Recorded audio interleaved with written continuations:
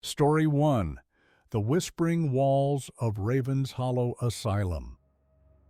The old asylum had been closed for 47 years when Marcus first stepped through its rusted gates. As an urban explorer, he'd documented dozens of abandoned buildings, but Ravenshollow was different. Even from the overgrown driveway, he could feel something watching from behind the shattered windows, something that had been waiting a very long time for company. The building rose 5 stories into the gray October sky, its Victorian architecture a testament to an era when madness was treated with isolation and shadow. Paint peeled from every surface like diseased skin, and the smell of decay hung thick in the air. Mold, rot, and something else, something organic and wrong. Marcus pushed through the main entrance, his flashlight cutting through decades of accumulated darkness. The lobby had once been grand, with a sweeping staircase and ornate ceiling medallions, but now it was a tomb of collapsed plaster and scattered debris. His footsteps echoed impossibly loud in the silence, and he noticed that each echo seemed to return just slightly delayed, as if the building was learning the rhythm of his presence. The first whisper came from the east wing. It was soft, almost imperceptible, like wind through a crack in the wall. But there was no wind. The air was utterly still. Marcus froze, his camera forgotten in his hands, and listened. The whisper came again, and this time he could almost make out words. "Oh, never leave, never leave, never." He told himself it was his imagination, the product of too many horror movies and an overactive mind. But his legs carried him toward the sound anyway, drawn by a curiosity that felt more like compulsion than choice. The corridor stretched before him, lined with doors that hung from their hinges like broken teeth. Each room he passed held remnants of the asylum's dark history: rusted bed frames bolted to floors, leather restraint hardened with age, and medical instruments that spoke of treatments better left forgotten. In one room, he found a pile of patient files, their pages yellowed and fragile. The entries detailed procedures that made his stomach turn: ice baths, insulin shock therapy, and something called the quiet room that caused multiple patients to suffer complete psychological breaks. The whispers grew louder as he descended into the basement. The stairs were treacherous, several steps missing entirely, but something pulled him downward, despite every instinct screaming to turn back. The basement had housed the morgue and the hydrotherapy rooms, chambers where patients were subjected to hours of freezing and scalding water in the name of treatment. What he found in the sub-basement wasn't in any historical record. The room was circular, perhaps 30 feet in diameter, with walls covered in strange symbols carved directly into the concrete. In the center stood a stone table, its surface stained with something dark that had seeped deep into the rock. Around the table, arranged in a perfect circle, were 13 chairs, each one containing the skeletal remains of what appeared to be patients still dressed in the tattered remnants of hospital gowns. Marcus's flashlight flickered, and in that moment of darkness, he heard them clearly for the first time. Not whispers anymore, but voices, dozens of them, hundreds, all speaking at once in a cacophony of suffering that seemed to come from the walls themselves. "We are the forgotten. We are the ones they buried in the records. We are the experiments that failed. We are the patients who disappeared in the night. We are still here. We have always been here, and now so are you." His flashlight died completely, plunging him into absolute darkness. Marcus fumbled for his phone, his fingers trembling so badly he nearly dropped it. When the screen finally illuminated, he found himself surrounded. They weren't quite human anymore, the shapes that pressed close in the dim light. Their bodies were twisted and elongated, their faces stretched into expressions of eternal anguish. They had been patients once, he understood that now, but whatever had been done to them in this room had transformed them into something else entirely. The closest figure reached out with fingers that had too many joints, and when it touched his face, Marcus felt his mind begin to unravel. Images flooded his consciousness, decades of torture disguised as treatment, rituals performed in secret by doctors who worshiped something ancient and hungry, and the slow transformation of human beings into these things. When Marcus was finally found 3 weeks later wandering the highway 15 miles from Ravenshollow, he couldn't speak. He couldn't remember his name, his family, or anything about his life before. The only words he could manage, repeated endlessly in a whisper that never stopped, were the same ones that had called to him from the walls. Never leave, never leave, never leave. The asylum stood unchanged, waiting for its next visitor, its walls continuing their eternal whisper. Some said that if you drove past on quiet nights, you could see a new figure in the 5th floor window, a man with a camera around his neck, his mouth moving ceaselessly in words no one could hear. The locals had learned long ago to avoid that road after dark. They knew what happened to those who listened too closely to the whispers. They knew that Ravenshollow didn't just house the insane, it created them, fed on them, and kept them forever in its cold embrace. And somewhere in that circular room beneath the earth, another chair had been filled. Story 2: The Last Train to Blackwood Station. Eleanor had always been fascinated by trains. As a child, she'd spent hours at the station near her grandmother's house, watching the great iron beasts thunder past in clouds of steam and noise. Now, at 34, she found herself standing on a platform that no train had visited in over 60 years, in a station that shouldn't have existed at all. Blackwood Station wasn't on any map. Eleanor had found reference to it in her grandmother's diary, discovered while cleaning out the old house after the funeral. The entries were cryptic, speaking of a train that came at midnight, carrying passengers who had no faces and a conductor whose smile was too wide for his skull. Her grandmother had written that the station existed between places, and that to board the train was to surrender your destination to something else entirely. The rational part of Eleanor's mind knew it was nonsense, the fevered imaginings of a woman who had spent her final years sliding into dementia. But the diary included a map, hand-drawn in ink that had faded to rust, and Eleanor had followed it through forests that seemed too dense, over bridges that creaked with every step, until she emerged into a clearing where Blackwood Station waited. The building was beautiful in a terrible way, its Victorian architecture preserved in impossible perfection despite decades of abandonment. Gas lamps burned with pale blue flames that cast no warmth, and the wooden platform gleamed as if recently polished.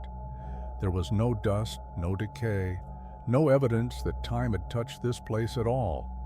Eleanor checked her watch. 11:47 p.m. 13 minutes until midnight. She told herself she would leave if nothing happened, that she was simply indulging her grief by chasing her grandmother's fantasies. But as the minutes ticked by, a sound began to build in the distance.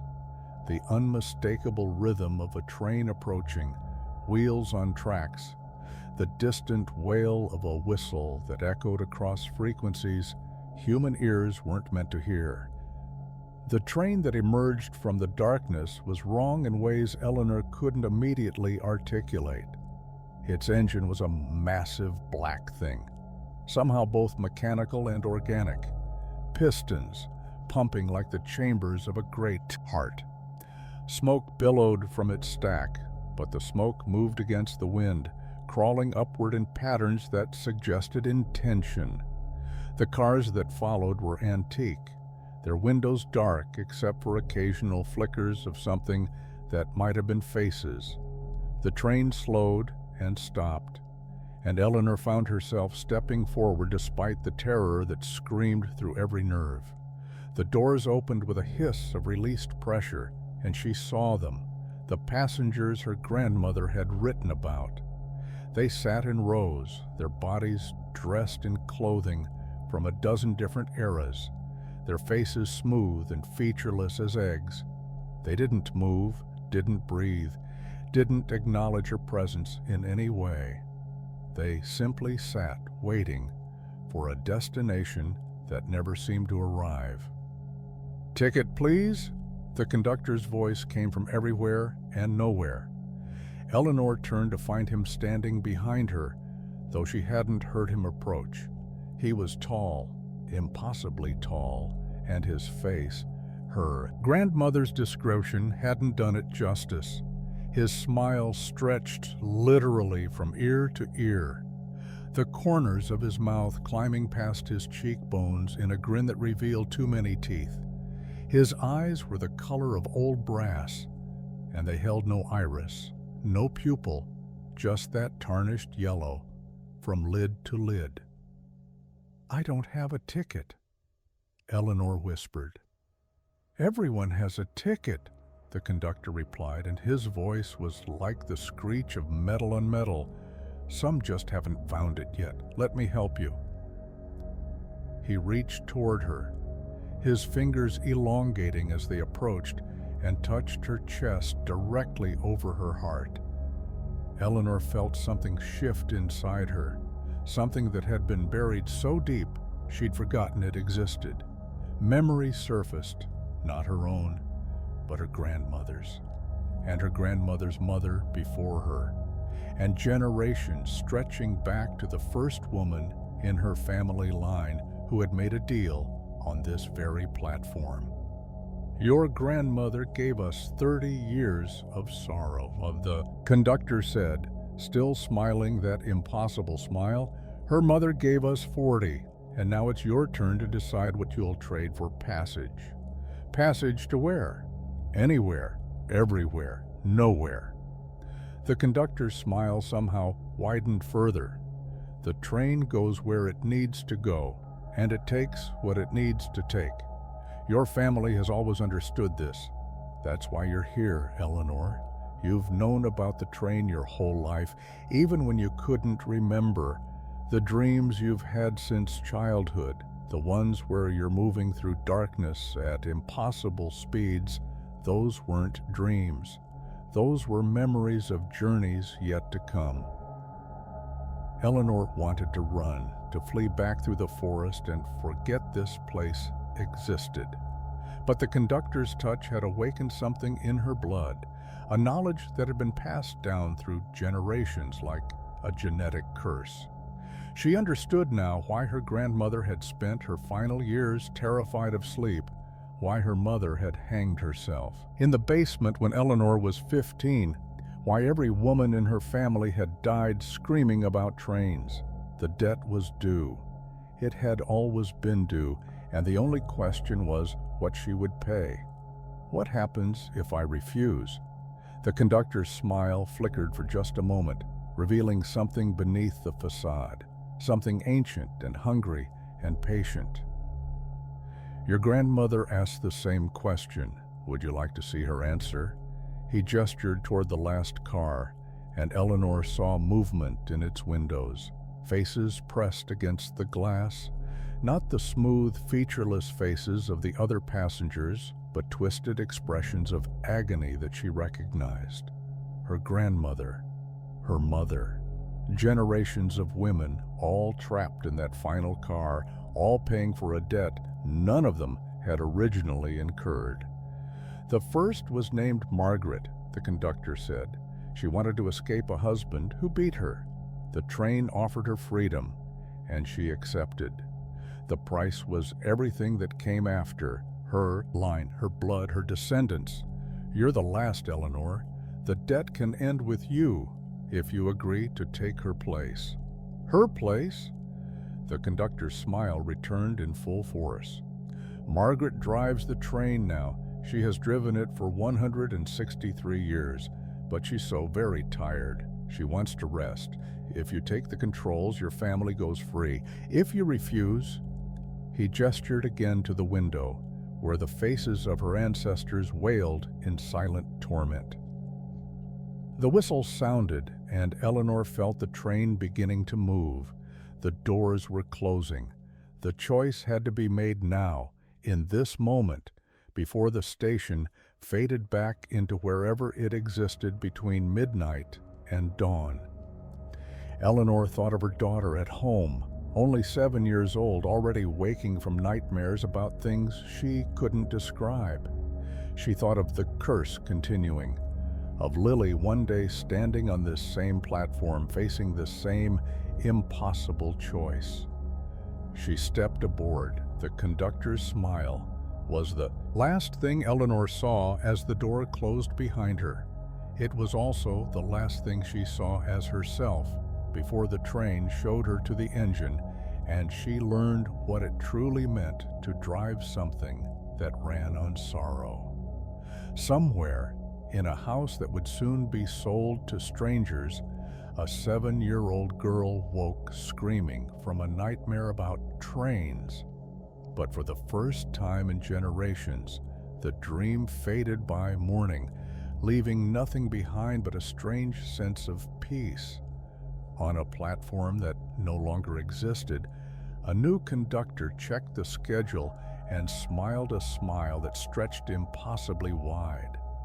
There were so many stations still to visit, so many passengers still to collect. The train would never stop running. It never had. It never would. Story 3. The Caretaker of Hollow Creek Cemetery. Harold Finch had been the caretaker of Hollow Creek Cemetery for 37 years. In all that time, he had learned one rule above all others: never answer when the dead call your name. The cemetery sprawled across 40 acres of rolling hills, its oldest sections dating back to the founding of the town in 1847. Harold knew every grave, every epitaph, every stone angel, and iron cross. He knew which plots settled faster than others, which mausoleums developed leaks, and which sections of the grounds would flood during spring rains. What he didn't know, what he had never been able to figure out, was why the dead wouldn't stay silent. It had started his first night on the job when old Samuel Rivers, the previous caretaker, showed him the cottage where he'd be living. Samuel had been terse, distracted, eager to leave. He'd handed Harold a ring of keys and a small leather journal, then paused at the door with his hand on the frame. "Don't answer them," Samuel had said, his eyes fixed somewhere over Harold's shoulder. "No matter what they say, no matter how much they beg, don't answer. And whatever you do, never open a grave after dark." Harold had thought it was a joke, the kind of hazing ritual new employees endured. He'd laughed and asked what he meant. Samuel had just shaken his head and walked into the night, and Harold never saw him again. The journal, he discovered later, contained entries going back nearly a century. Dozens of caretakers, all recording the same warning, all eventually abandoning their posts in the middle of the night. That first night, Harold heard nothing unusual. The second night was the same. By the third night, he'd convinced himself that Samuel had simply been a superstitious old man who'd let the isolation of the job prey on his mind. Then, at 3:17 a.m. on his fourth night, someone called his name. "Harold!" The voice came from everywhere and nowhere, soft as a whisper but clear as a bell. It was a woman's voice, and it carried with it a sadness so profound that Harold felt tears prick his eyes. "Harold, please. I'm so cold." He'd almost answered. His mouth had opened, the words forming on his tongue before he remembered Samuel's warning. He'd clamped his jaw shut so hard his teeth ached, and he'd stuffed cotton in his ears and spent the rest of the night reading by candlelight, trying to ignore the voice that whispered his name over and over until dawn. The journal helped him understand. Each caretaker had heard the voices, and each had developed their own methods of resistance. One had played music constantly. Another had taken to sleeping during the day and working only in sunlight. A third had simply gone mad, filling the final pages of his entries with a single phrase repeated thousands of times. "They know your name, they know everything." Over the years, Harold learned the patterns. The voices were loudest during the new moon, and softest during the full. They spoke more often in winter than summer, and they were most persistent in the oldest section of the cemetery, where the stones had weathered to illegibility and the names had been forgotten by everyone except the dead themselves. He also learned what happened when someone answered. The first incident he witnessed occurred 7 years into his tenure. A teenage boy had snuck into the cemetery on a dare, armed with a Ouija board and a bottle of stolen whiskey. Harold had spotted his flashlight from the cottage and gone out to chase him off, but by the time he arrived at the old section, it was too late. The boy was standing perfectly still, his face turned toward a grave so old its stone had crumbled to dust. His lips were moving, forming words that Harold couldn't hear, and his hands were reaching toward the ground as if to embrace something rising from the earth. "Don't!" Harold had shouted, but the word came too late. The boy's scream lasted exactly 3 seconds before it was cut short by something Harold couldn't see.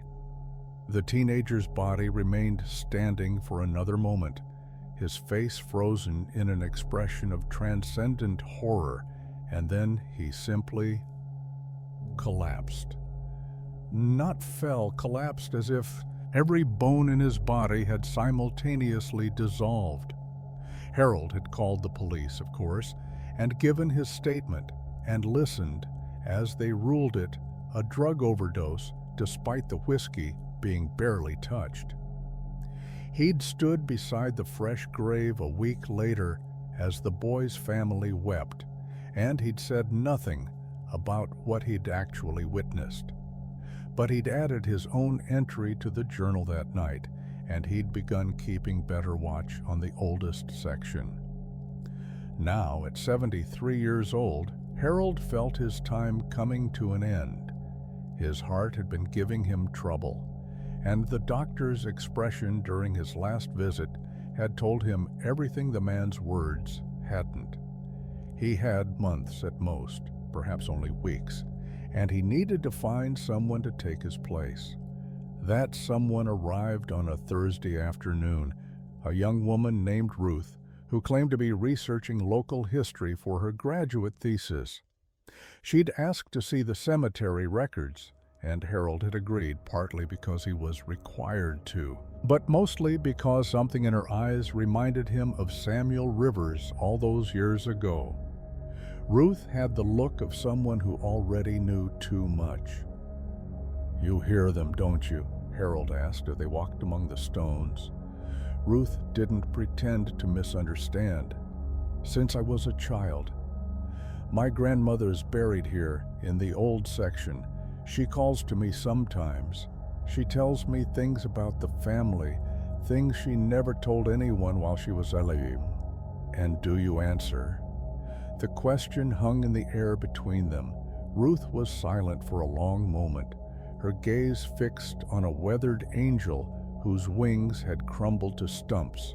"Once," she finally said, "when I was 16, I spoke to her, and she told me how she really died. It wasn't a heart attack like everyone believed. My grandfather smothered her with a pillow because she was going to report him for what he'd been doing to my mother. She made me promise to tell, and I did. And now he's in prison. But ever since then, I hear them all, not just her, everyone. Every person buried in any cemetery I visit. They all have secrets, Mr. Finch. They all have things they want the living to know."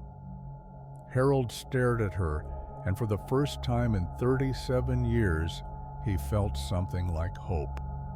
Not everyone who answered was taken.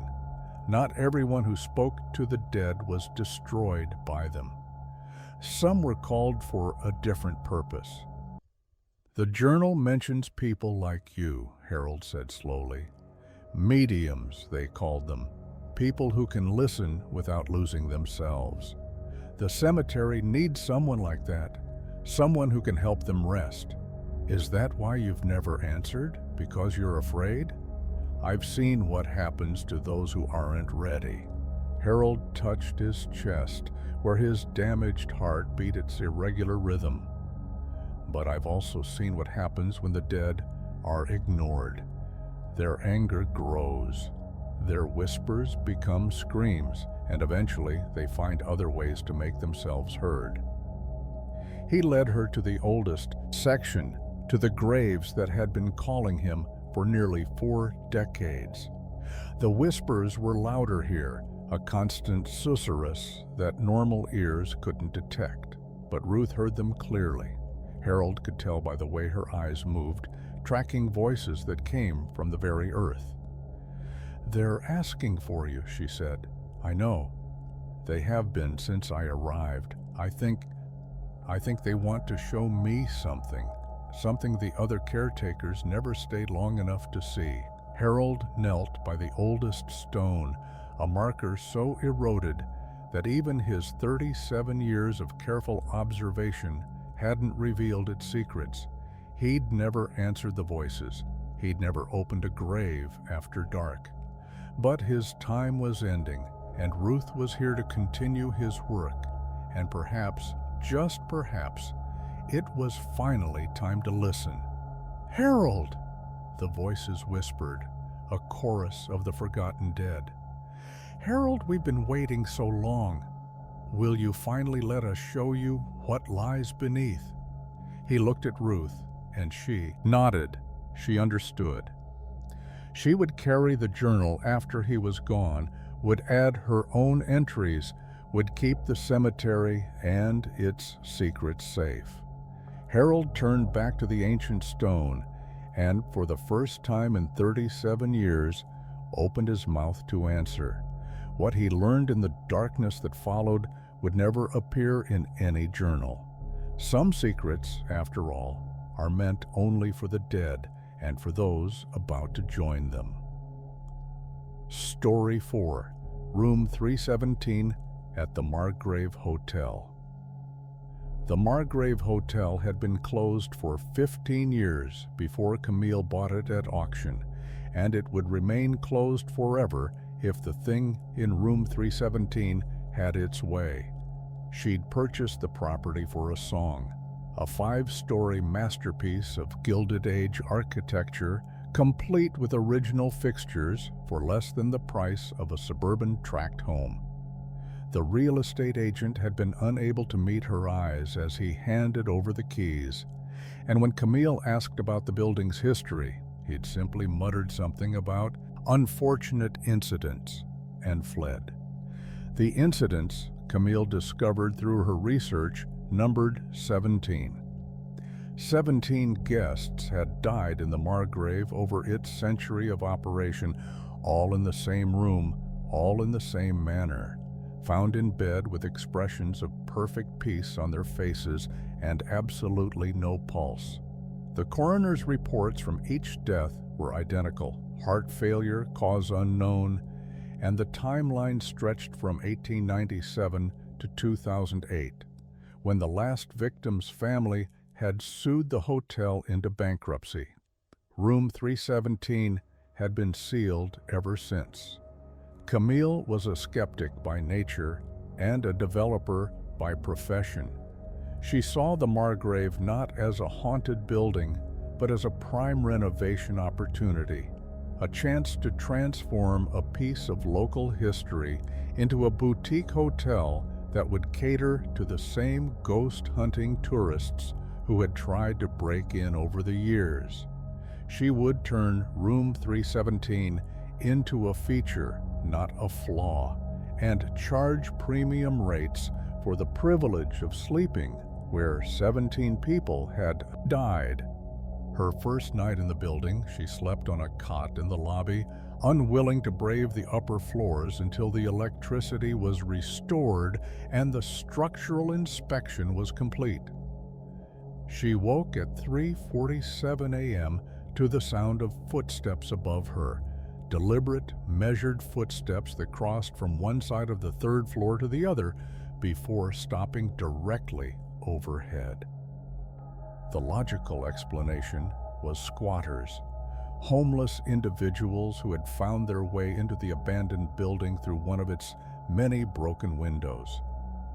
Camille armed herself with a flashlight and the heaviest tool she could find and climbed the grand staircase to investigate. The third floor was empty. Every room stood open, their doors warped by years of humidity, their interiors filled with nothing but dust and decay. Every room except one. Room 317's door was not only closed but locked, despite the rusted lock that should have seized shut decades ago. The wood around the frame was stained black, as if something had seeped out from beneath the door and burned into the flooring. And from within, Camille could hear something breathing. She told herself it was wind through a crack in the walls. She told herself old buildings made strange sounds. She told herself these things even as her hands shook and her flashlight beam wavered across the blackened threshold. "Hello?" she called, and her voice echoed down the empty hallway. The breathing stopped. For one long moment, there was perfect silence. Then, from behind the door, something whispered, "Come in." Camille ran. She ran down 3 flights of stairs, out the front entrance, and didn't stop until she reached her car. She sat there until dawn, watching the Margrave's windows, and when the sun finally rose, she convinced herself that she'd imagined everything. The contractors arrived the next day. Camille gave them strict instructions to stay away from room 317, claiming that section needed special historical preservation that she hadn't yet arranged. The workers agreed readily, too readily, she thought, as if they'd heard their own rumors about the hotel's 3rd floor. The work proceeded smoothly for 3 days.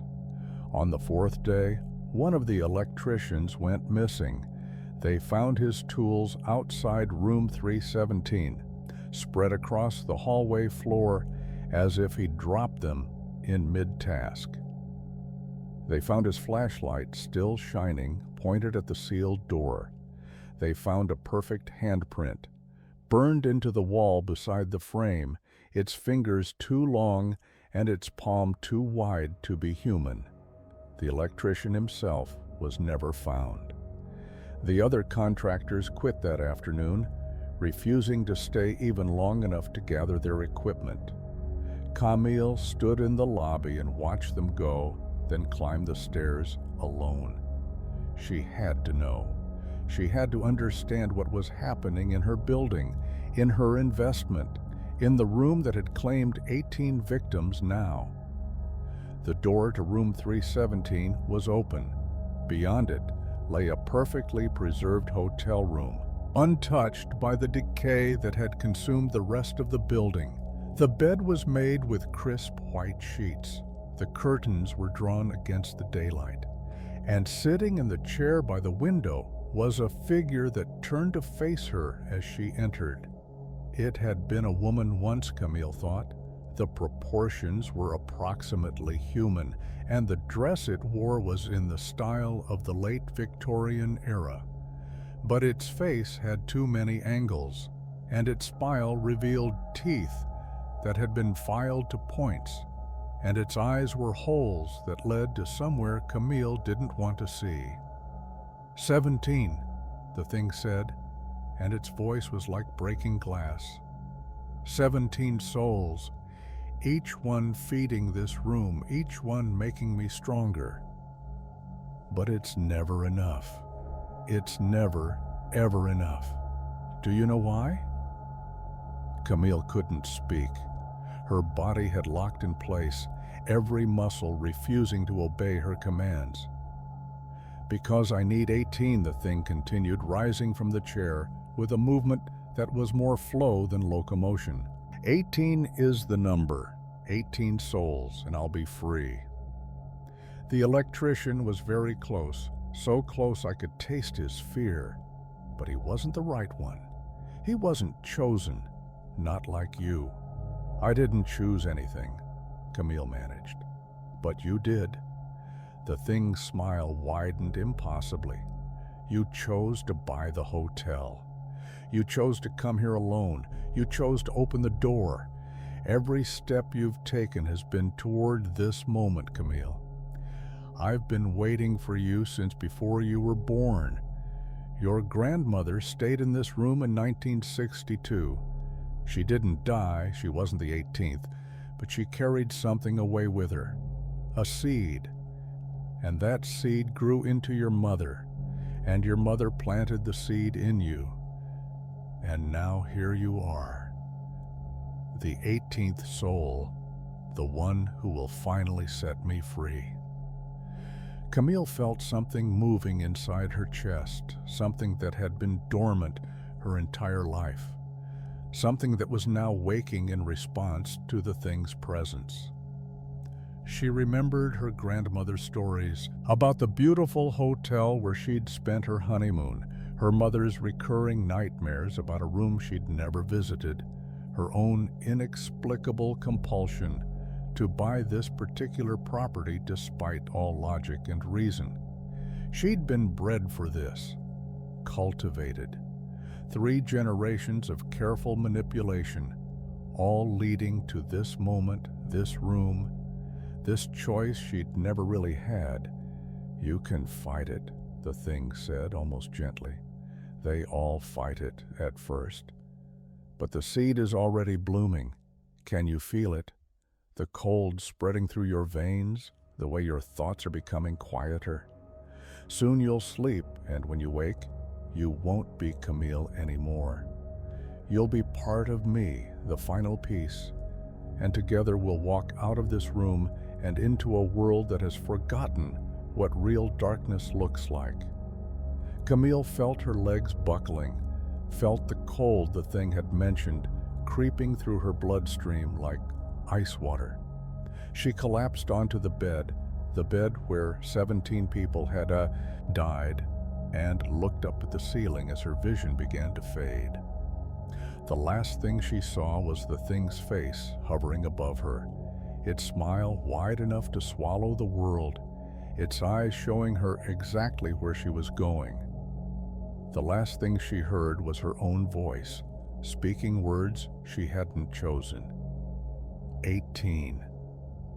When the police finally broke down the door 6 months later, responding to complaints from neighbors about the smell, they found the Margrave Hotel perfectly restored. Every room was immaculate, every fixture polished, every surface gleaming. Even room 317 was open and welcoming, its bed freshly made, its curtains drawn against the light. They found no bodies. They found no evidence of the 18 people who had died within those walls. They found only a new guest book in the lobby, its first page inscribed with elegant handwriting. "The Margrave Hotel welcomes you. Please enjoy your stay. Room 317 is now available." The hotel reopened a year later under new ownership.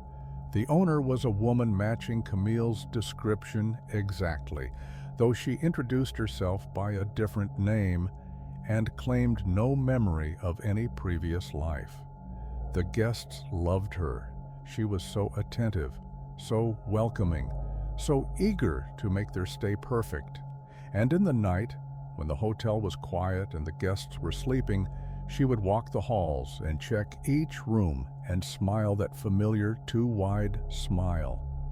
She was still hungry after all. 18 had only been the beginning. Story 5. The Children of Milbrook Orphanage. The Milbrook Orphanage burned to the ground on Christmas Eve, 1952, killing 37 children and 6 staff members.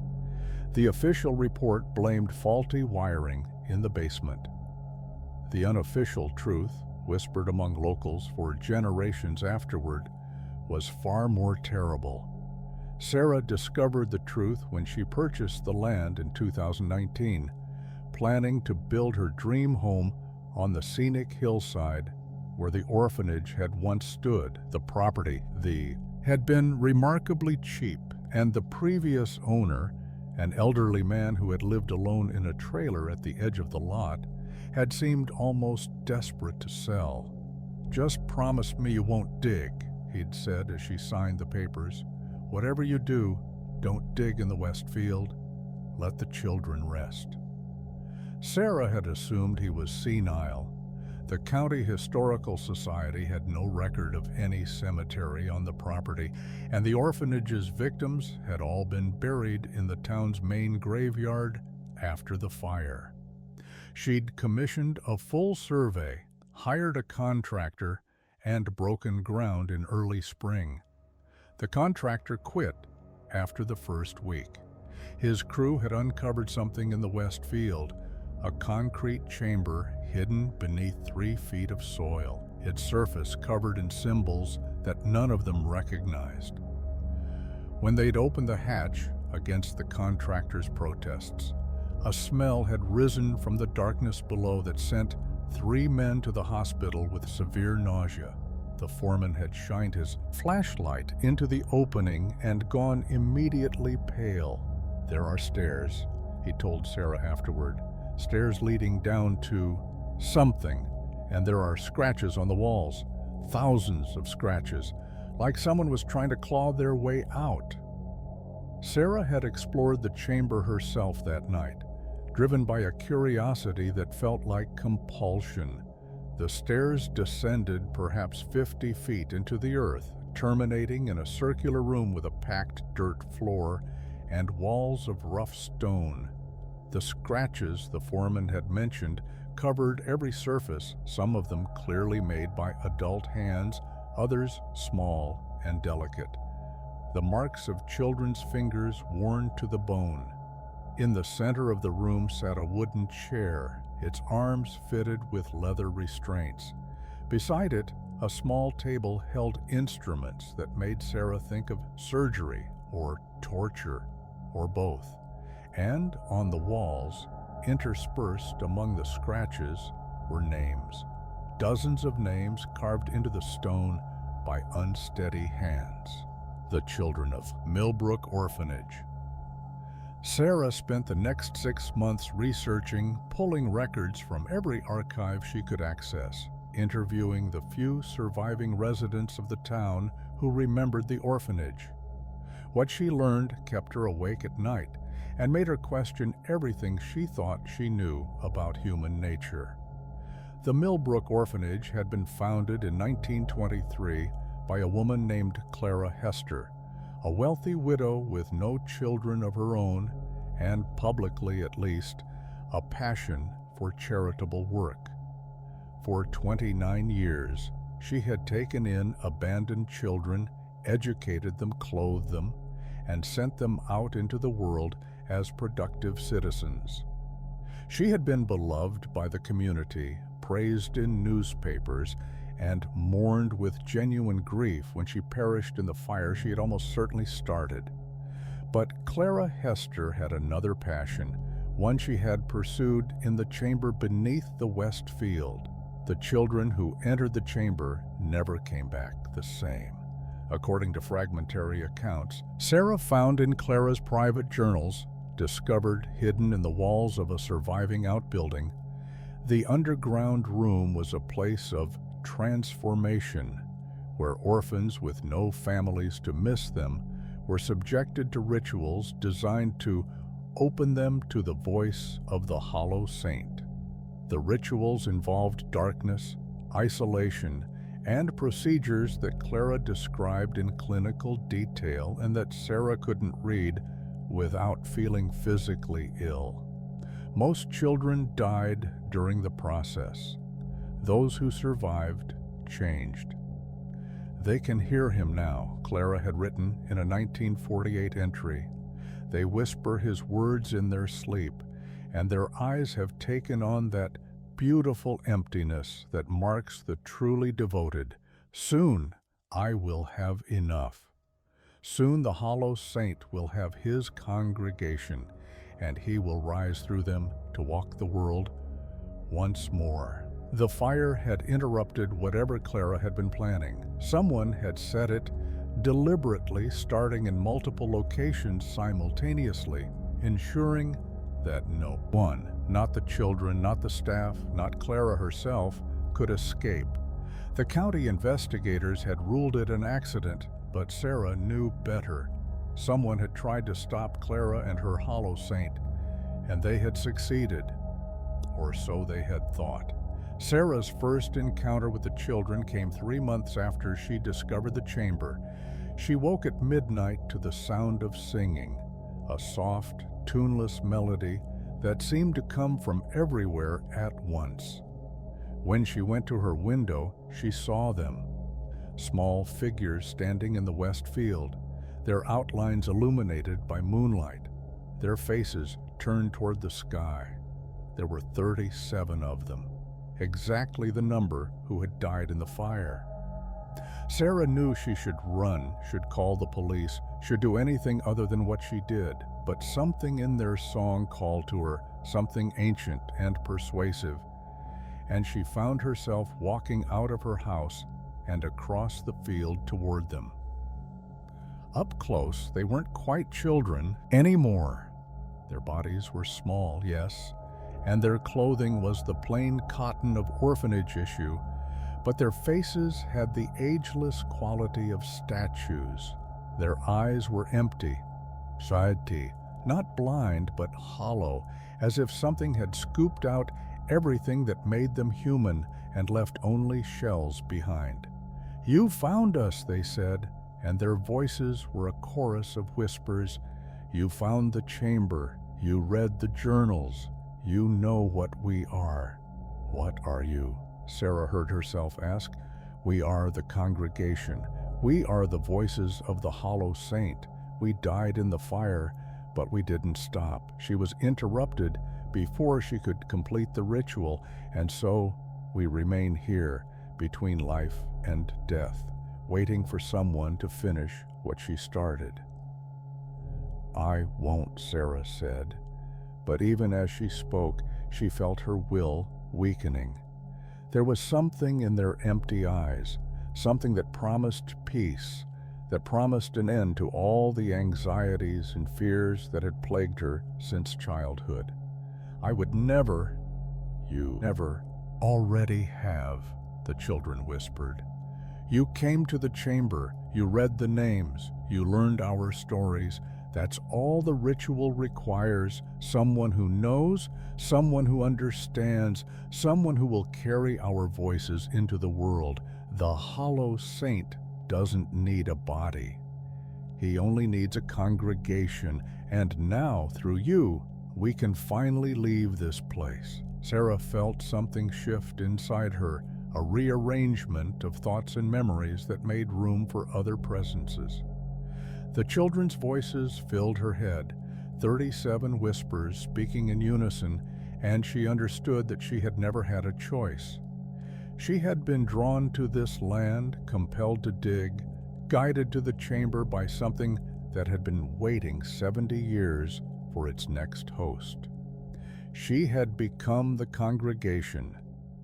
In the weeks that followed, Sarah sold her possessions, quit her job, and began to wander. She didn't know where she was going, but the children did. They led her to schools and playgrounds and foster homes, anywhere that abandoned children might be found. And at each stop, she felt the congregation grow stronger, felt new voices joining the chorus, felt the hollow saint stirring in the darkness behind her eyes. The news reports called her the Singing Woman, a mentally ill vagrant who approached children with songs and whispered conversations before disappearing into the night. The children she visited were never the same afterward, their parents reported. They became quiet and distant, their eyes taking on a strange emptiness, their sleep filled with songs in languages that didn't exist. The congregation was growing. The hollow saint was waking, and somewhere beneath a scorched hillside, in what had once been Milbrook, the empty chamber waited for its next visitor. There were always more orphans. There were always more abandoned children, and the hollow saint was patient. He had waited 70 years. He could wait 70 more, but he wouldn't have to. The singing was spreading, passing from child to child, like a plague of hollow eyes and empty souls. And soon, very soon, there would be enough voices to call him forth. The congregation was almost complete. Story 6. The Lighthouse at Desolation Point. No keeper had survived more than 1 year at the Desolation Point Lighthouse. This was the fact that Nathan discovered only after accepting the position, only after he had already signed the contract and shipped his belongings to the remote Maine coast, where the lighthouse had stood for 130 years. 27 keepers had tended the light since its construction in 1893. 27 men had climbed its spiral stairs, trimmed its wicks, cleaned its lenses, and maintained its foghorn. And 27 men had died within its walls, each one exactly 1 year after their arrival, each one found at the top of the tower with their eyes torn from their sockets and their mouths frozen open in silent screams. The Coast Guard had modernized the station in 1962, automating the light and removing the need for a full-time keeper. For 30 years, the lighthouse had stood empty, visited only by maintenance crews who refused to stay past sunset. Then, in 1994, the government had sold the property to a private historical society, and the position of keeper had been restored. Nathan was the 31st keeper. The previous 3 had each served their year, each died in the tower, and each been replaced by someone desperate enough to accept the astronomical salary the Historical Society offered. Nathan qualified on both counts. He was drowning in debt from a failed marriage, and he didn't believe in ghosts. His first night at Desolation Point disabused him of that skepticism within hours. The lighthouse keeper's cottage was comfortable enough: 2 bedrooms, a kitchen, a sitting room with a fireplace. Nathan had settled in by sunset, unpacked his books and his portable television, and prepared himself for a year of quiet isolation. The automated light would handle itself. His duties were purely maintenance and historical preservation. He would have time to write, time to think, time to recover from the disaster his life had become. At midnight, the light went out. Nathan saw it from his bedroom window. The great beam that had been sweeping across the Atlantic suddenly extinguished, leaving the coastline in absolute darkness. He dressed quickly and crossed the rocky path to the tower, cursing the faulty equipment that was surely responsible. The light had been automated for decades. There was no reason for it to fail. The tower door was open when he reached it, though he had locked it himself that afternoon. Beyond it, the spiral staircase wound upward into blackness, its metal steps gleaming faintly in the moonlight that filtered through the windows. Nathan pulled out his flashlight and began to climb. The first whisper reached him at the 47th step. "You shouldn't be here." The voice was soft, male, and seemed to come from directly behind him. Nathan spun, his flashlight beam cutting through empty air. There was no one on the stairs. "Not safe," the voice continued, now seeming to come from above. "Never safe. The light blinds him, keeps him at bay. But when the light goes out..." "Who's there?" Nathan called, his voice echoing off the curved walls. "All of us," the voice answered. And now there were other voices joining it, dozens of them, each one speaking in the same soft, terrified tone. "All of us who stay too long, all of us who let the light go out. He's always waiting, you see, always watching from the darkness below the waves. The light hurts him, but oh, how he hates it, how he wants it to stop." Nathan's flashlight flickered and died, plunging him into the same darkness that had swallowed the lighthouse beam. He stood frozen on the stairs, hearing the voices swirl around him, feeling something vast and cold beginning to ascend the tower from below. "He's coming," the voices whispered. "He's always coming. Run if you can, Keeper. Run and don't look back. But know that you'll return. They always return. The lighthouse calls them, you see. It needs a keeper, and he needs the keeper's eyes." Something touched Nathan's ankle, something wet and cold and far too large to be human. He screamed and bolted up the stairs, taking them two at a time, driven by animal panic that overrode every rational thought. Behind him, he could hear something following, something that moved like water and breathed like a storm. The lamp room at the top of the tower was filled with moonlight, enough for Nathan to see the massive Fresnel lens that had focused the light for over a century. The lens was intact.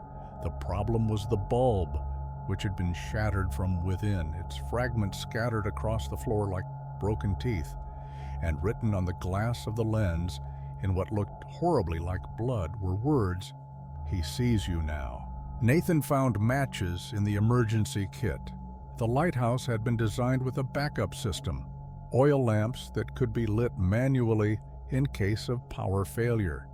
His hands shook so badly that he went through a dozen matches before finally igniting the wick. But when the flame caught, its light spread through the lens and became a beam that cut through the night like a holy sword. From somewhere far below, from somewhere deep in the waters off Desolation Point, something screamed. The sound was unlike anything Nathan had ever heard. Rage and pain and ancient, unthinkable hunger compressed into a single note that shook the tower to its foundations. The thing on the stairs, whatever it had been, was gone, retreating from the light, but Nathan could still feel its presence lurking at the edge of awareness. It was in the darkness, in the depths, in the space between waves, and it was waiting. "It will come back," the voices whispered, softer now. "It always comes back, every night. When the darkness is deep enough and the storms are fierce enough. That's why there must always be a keeper. Not for the ships. The light was never really about the ships. It's to keep him below, to keep him blind, to keep him from rising." Nathan spent the rest of the night in the lamp room, feeding the emergency light, watching the beam sweep across the black Atlantic. At dawn, he called the Historical Society and demanded an explanation. They told him the same thing they had told every keeper. The lighthouse was important, the position was essential, and the salary was more than adequate compensation for any unusual experiences he might have. They didn't mention the previous keepers, they didn't mention the deaths. They didn't mention the thing in the water that was older than the lighthouse, older than the continent, older than life itself. Nathan stayed. He didn't know why. Perhaps it was the money. Perhaps it was stubbornness. Perhaps it was the strange sense of duty that had settled into his bones that first night. The lighthouse needed a keeper. Something needed to keep the light burning. And if he left, who would take his place? The year passed in a blur of maintenance and isolation, and nightly vigils in the lamp room. Nathan learned the lighthouse's rhythms, learned to recognize when the thing below was stirring, learned to keep the light burning no matter what whispered from the darkness. He also learned from the voices of his predecessors what had really happened to each of them. They hadn't died because they'd failed.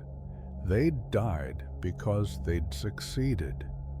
1 year was exactly how long a human being could withstand the constant presence of what lurked below Desolation Point. 1 year of proximity to something that existed outside natural law, something that corroded the soul simply by being perceived. After 1 year, a keeper's eyes had seen too much. After 1 year, his mind had broken in ways that couldn't be repaired. After 1 year, the only mercy was the end. On the 365th night, Nathan climbed the tower for the last time. The voices of his predecessors were louder now, almost welcoming, and he understood that he was about to join them. The thing below was stirring, rising, reaching up through the dark water toward the light that had burned it for so long. Nathan looked at the lens, at the flame he had kept burning for an entire year, and made his choice. He didn't extinguish the light. He didn't run. He simply closed his eyes and let the darkness take him, knowing that even in death, he would remain at his post. The lighthouse needed a keeper. It would always need a keeper. And somewhere in the lamp room of Desolation Point, the 31st voice joined the chorus of those who had come before, whispering warnings to the 32nd keeper who would arrive in 3 months' time. The light kept burning. It would always keep burning.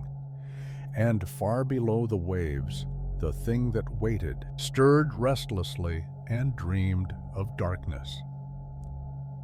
Story 7. The Mirror House on Gallows Hill. Every mirror in the Holloway mansion showed a reflection that wasn't quite right. This was the first thing Diane noticed when she arrived to photograph the estate for the Historical Society's annual publication. The second thing she noticed was that her own reflection seemed to be watching her. The mansion had stood on Gallows Hill since 1847, built by a wealthy merchant named Cornelius Holloway, who had made his fortune in ways that polite society didn't discuss. He had been obsessed with mirrors, collecting them from around the world: Venetian glass, Chinese bronze, antique French frames that were worth more than most houses. By the time of his death in 1889, the mansion contained over 500 mirrors, and local legend held that Cornelius had placed each one according to specific calculations that no one else could understand.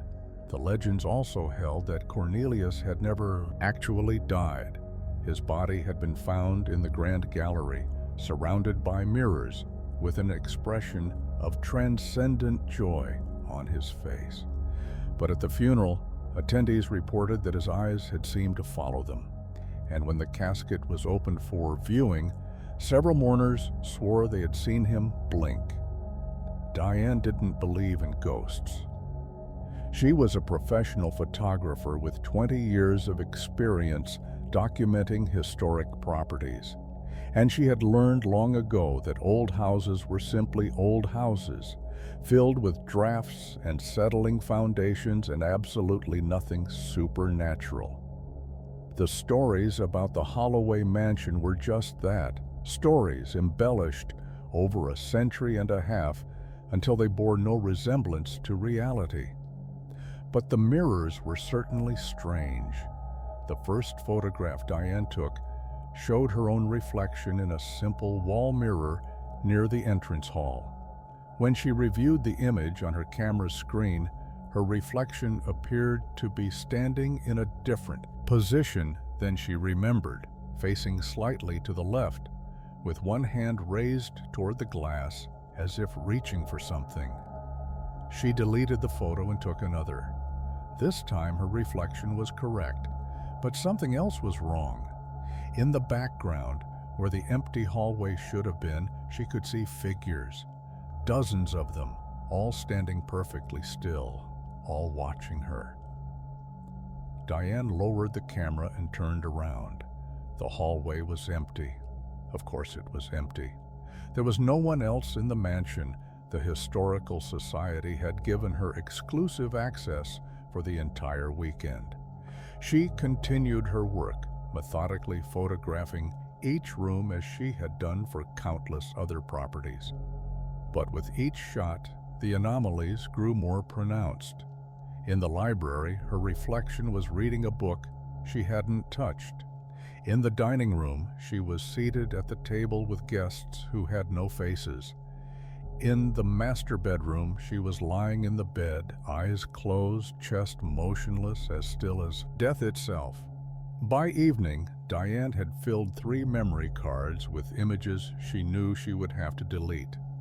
Something was wrong with the mirrors, something that her camera captured and her eyes refused to see. She should have left then, should have packed her equipment and driven back to the city and told the Historical Society that the property was unsuitable for photography. But curiosity, and perhaps something else, something that felt like compulsion, kept her rooted in place. The Grand Gallery was at the heart of the mansion, a circular room with walls composed entirely of mirrors. Cornelius Holloway had designed it himself, arranging the glass in patterns that created infinite reflections, tunnels of repeated images that stretched to invisible horizons. This was where he had died, where his body had been found with that inexplicable expression. And this was where Diane felt drawn as the sun set behind Gallows Hill. She stepped into the gallery, and the reflections came alive. They weren't her reflections, or rather, they weren't only her reflections. Each mirror showed a different version of her, standing in rooms she had never visited, wearing clothes she had never owned, living lives she had never lived. In one mirror, she was old and gray, hunched over a walker in what looked like a nursing home. In another, she was young and pregnant, laughing at something outside the frame. In a third, she was dead, her body laid out on a marble slab while figures in black gathered around her. "Beautiful, isn't it?" said a voice behind her. Diane spun to find a man standing in the doorway, or rather, the reflection of a man, visible only in the mirrors, transparent in direct sight. He was dressed in the style of the late 19th century with a high collar and a carefully waxed mustache, and his eyes had the bright, feverish quality of someone who had seen too much. "Cornelius Holloway," Diane whispered, in a manner of speaking. The reflection smiled, and his teeth were too numerous, too sharp. "The man called Cornelius died in 1889. What I am now is something else, something he became when he finally understood what the mirrors could do. What can they do? The reflection gestured to the walls around them, to the infinite images that stretched into forever. They show every possibility, every version of every person who has ever stood before them, past, present, future. The mirrors see it all, hold it all, keep it all preserved for those who know how to look. Cornelius spent 40 years collecting these glasses, arranging them according to geometries he learned from books no longer exist. And when the pattern was finally complete, when the calculations were finally correct, he stepped into the gallery and saw himself in every form he had ever been or ever would be. That's impossible, is it? The reflection's smile widened. Look at yourself, Diane. Look at all the selves you've been. The child who was afraid, was of the dark. The teenager who dreamed of escape. The woman who lost her mother and her marriage and her faith in anything beyond the material world. They're all here, all preserved, all watching you right now. And do you know what they see? Diane looked, despite every instinct screaming at her not to. She looked at the mirrors and saw herself as she had been and would be, saw every joy and every sorrow, every triumph and every failure. She saw herself dying in a hospital bed, alone and afraid. She saw herself standing at the altar with a man she hadn't yet met. She saw versions of herself that branched and diverged and multiplied until she couldn't tell which one was real. They see someone standing at a crossroads, Cornelius's reflection said, someone who can leave this place and forget what she's learned, or someone who can stay and join us. The mirrors need watchers, you see. They need people who understand what they contain. Cornelius was the first. Over the years, others have come, visitors, explorers, curious souls who stumbled into the gallery and couldn't look away. Some fled and were forever changed. Others stayed and became like me. Like you? Reflections. Cornelius spread his transparent arms, preserved in the glass, aware of everything, bound to nothing. It's a kind of immortality, Diane. Not the crude immortality of flesh, but something purer, something eternal. Every version of yourself existing simultaneously, forever. No death, no ending, only infinite presence in infinite mirrors.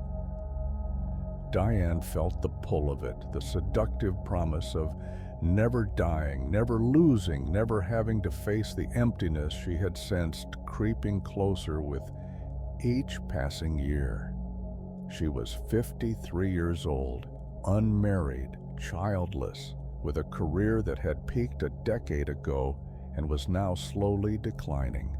The mirrors offered her a way out, a way to step outside of time and simply exist. But she had been a photographer for 20 years. She had learned to see the truth behind images, to recognize when a picture lied. "You're not preserved," she said slowly. "You're trapped." Cornelius's smile flickered. "What do you mean?" "Look at yourself. Look at all the reflections around you. You're not aware of everything. You're scattered across everything. You're not immortal. You're dissolved." Whatever Cornelius Holloway was, whatever he wanted, it ended when he stepped into this gallery. What's left is just an echo, bouncing between mirrors forever, pretending to be a person, but really just what?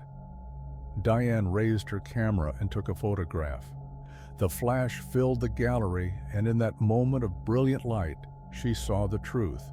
Cornelius wasn't one reflection, but millions, spread across every piece of glass, screaming in silence as the mirrors consumed what remained of his soul. When the light faded, she was alone. The gallery was just a room, the mirrors just glass, and the sun had set completely outside. Diane left the mansion and never returned.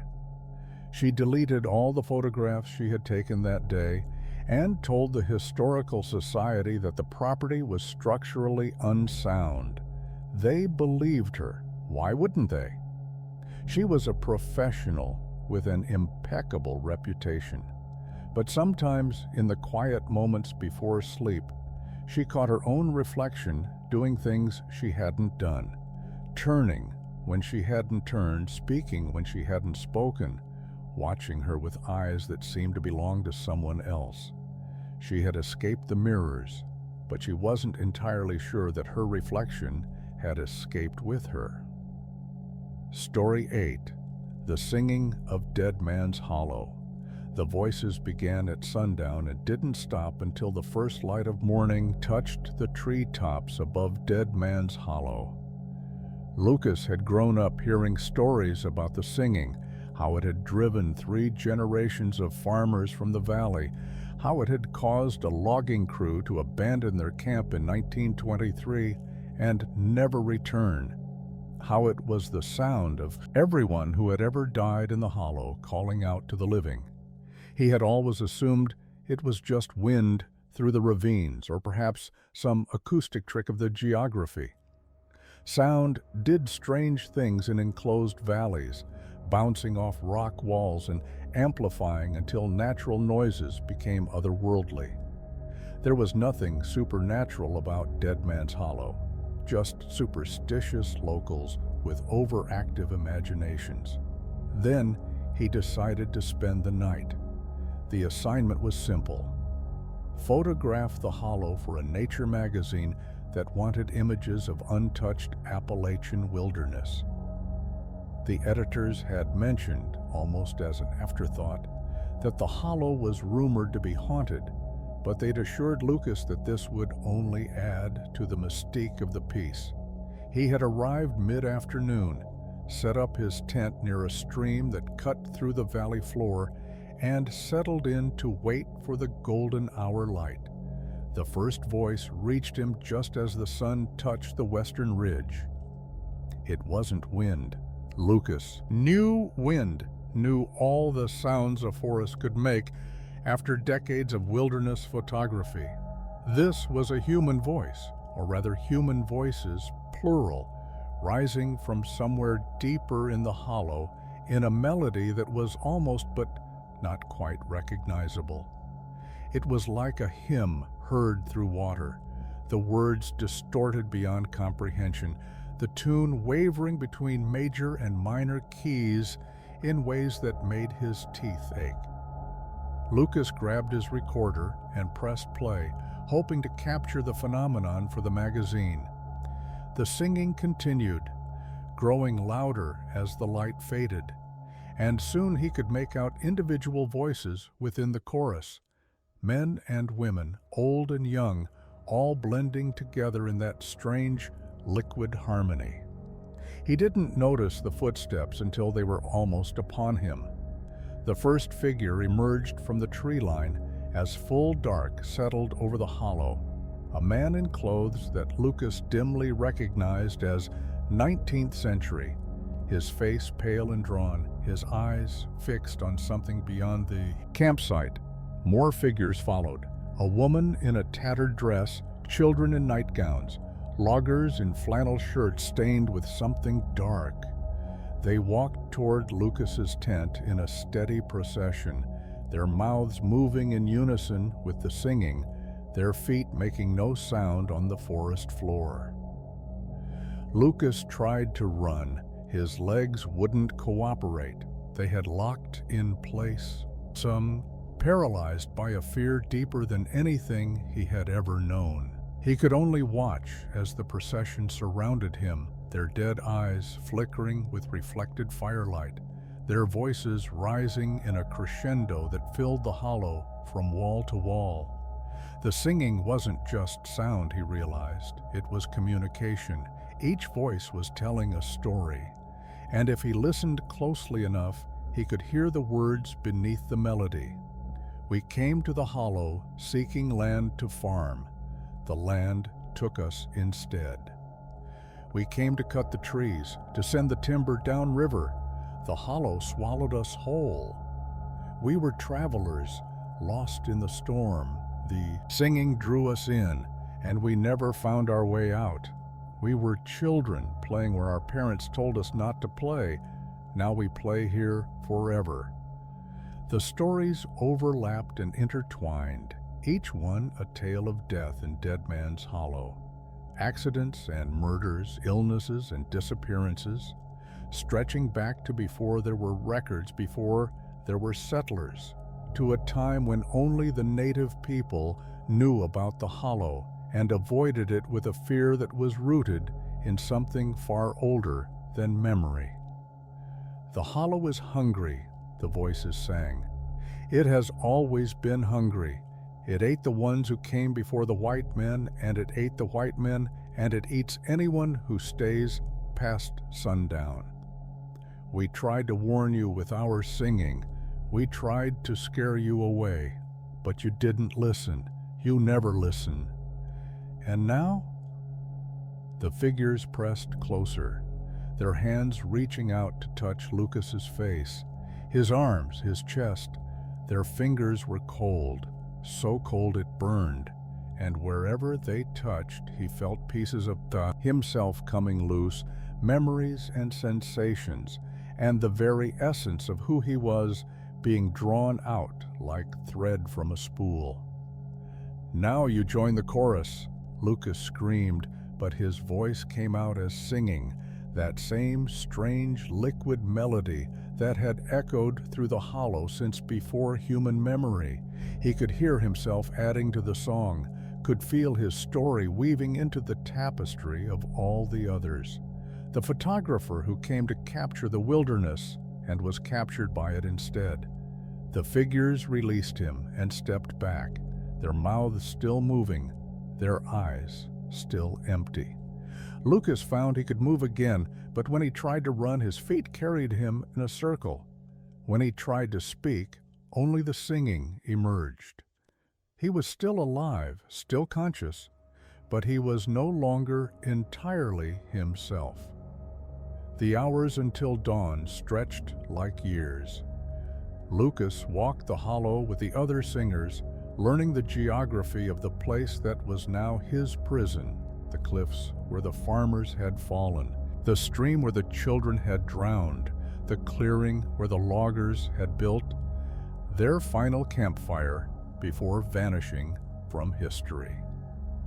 Each location had its own melody, its own voices, its own catalog of the dead. When the first light of morning touched the treetops, the singing faded. The figures around Lucas dissolved like mist, leaving him alone in the hollow with his tent and his equipment, and a story he knew no one would believe.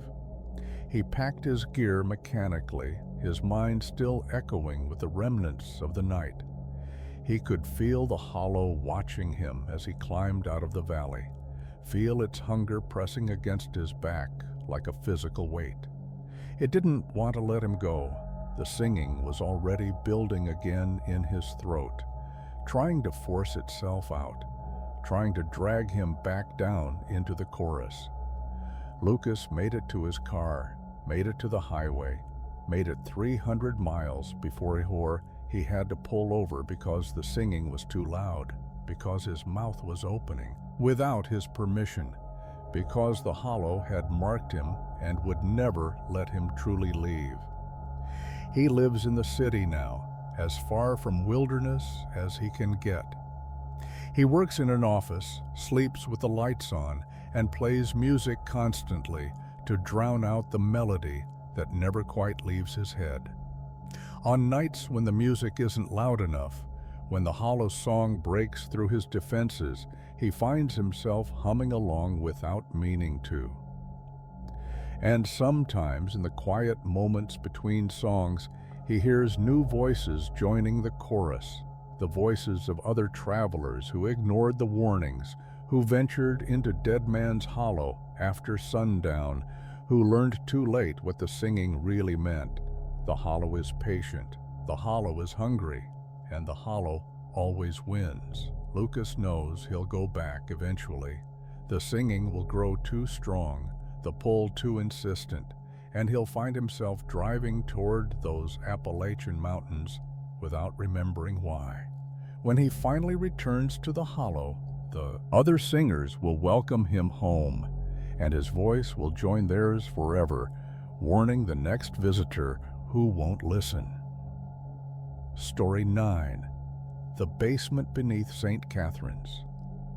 Father Thomas had served at St. Catherine's Church for 42 years, and in all that time he had never once descended into the basement. The old priest who had preceded him, Father Mallory, had given him only one piece of advice before dying: keep the basement door locked and never ask what's behind it. Thomas had obeyed. He had obeyed even when strange sounds rose through the floorboards during midnight mass. He had obeyed when parishioners reported cold spots in the nave that moved like living things. He had obeyed when his dreams filled with images of stairs descending into darkness, of chambers that had been sealed before the church was built, of something ancient that stirred in its sleep and waited for release.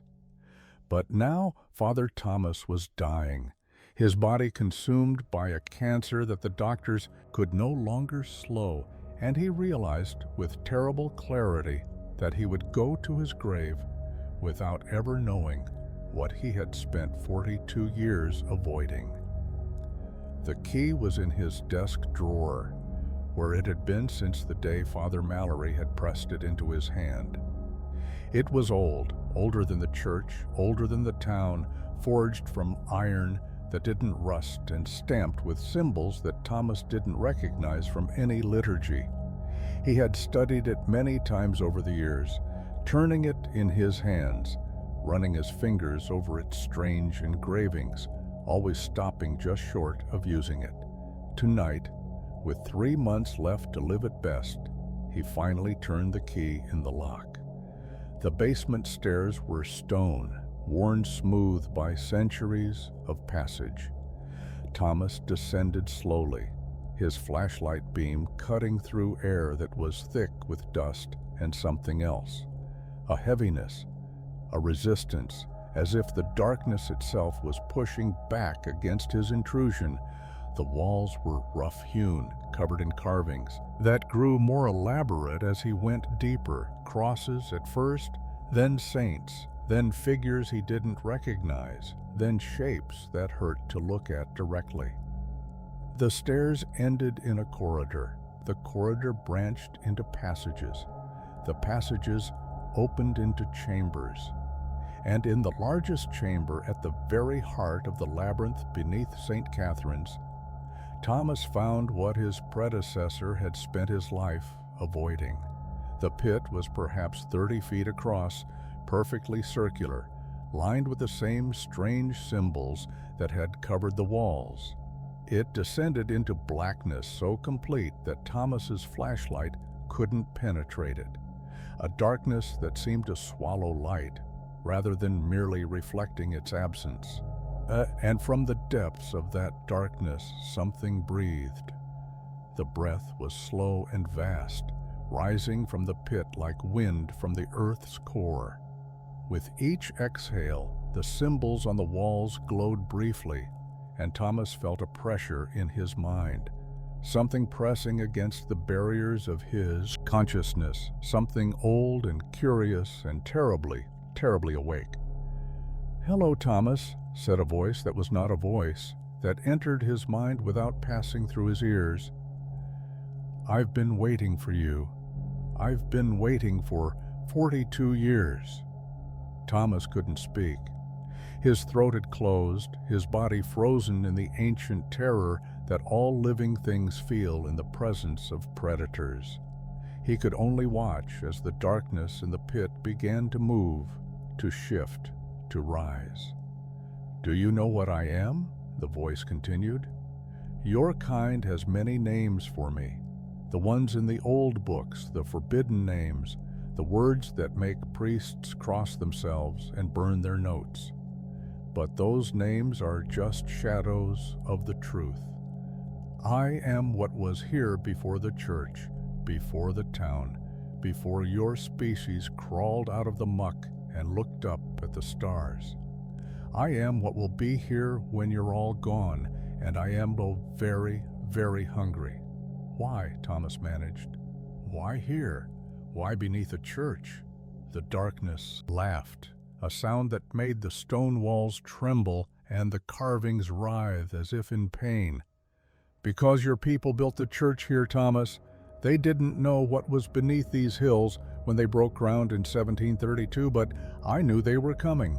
I've always known, and I've watched your priests and your faithful kneel above my resting place for 300 years, feeding me their devotion, their fear, their doubt. Do you think faith protects you from what I am? Faith makes you tastier. Thomas's hand went to the crucifix around his neck, but even as he touched it, he knew it was meaningless.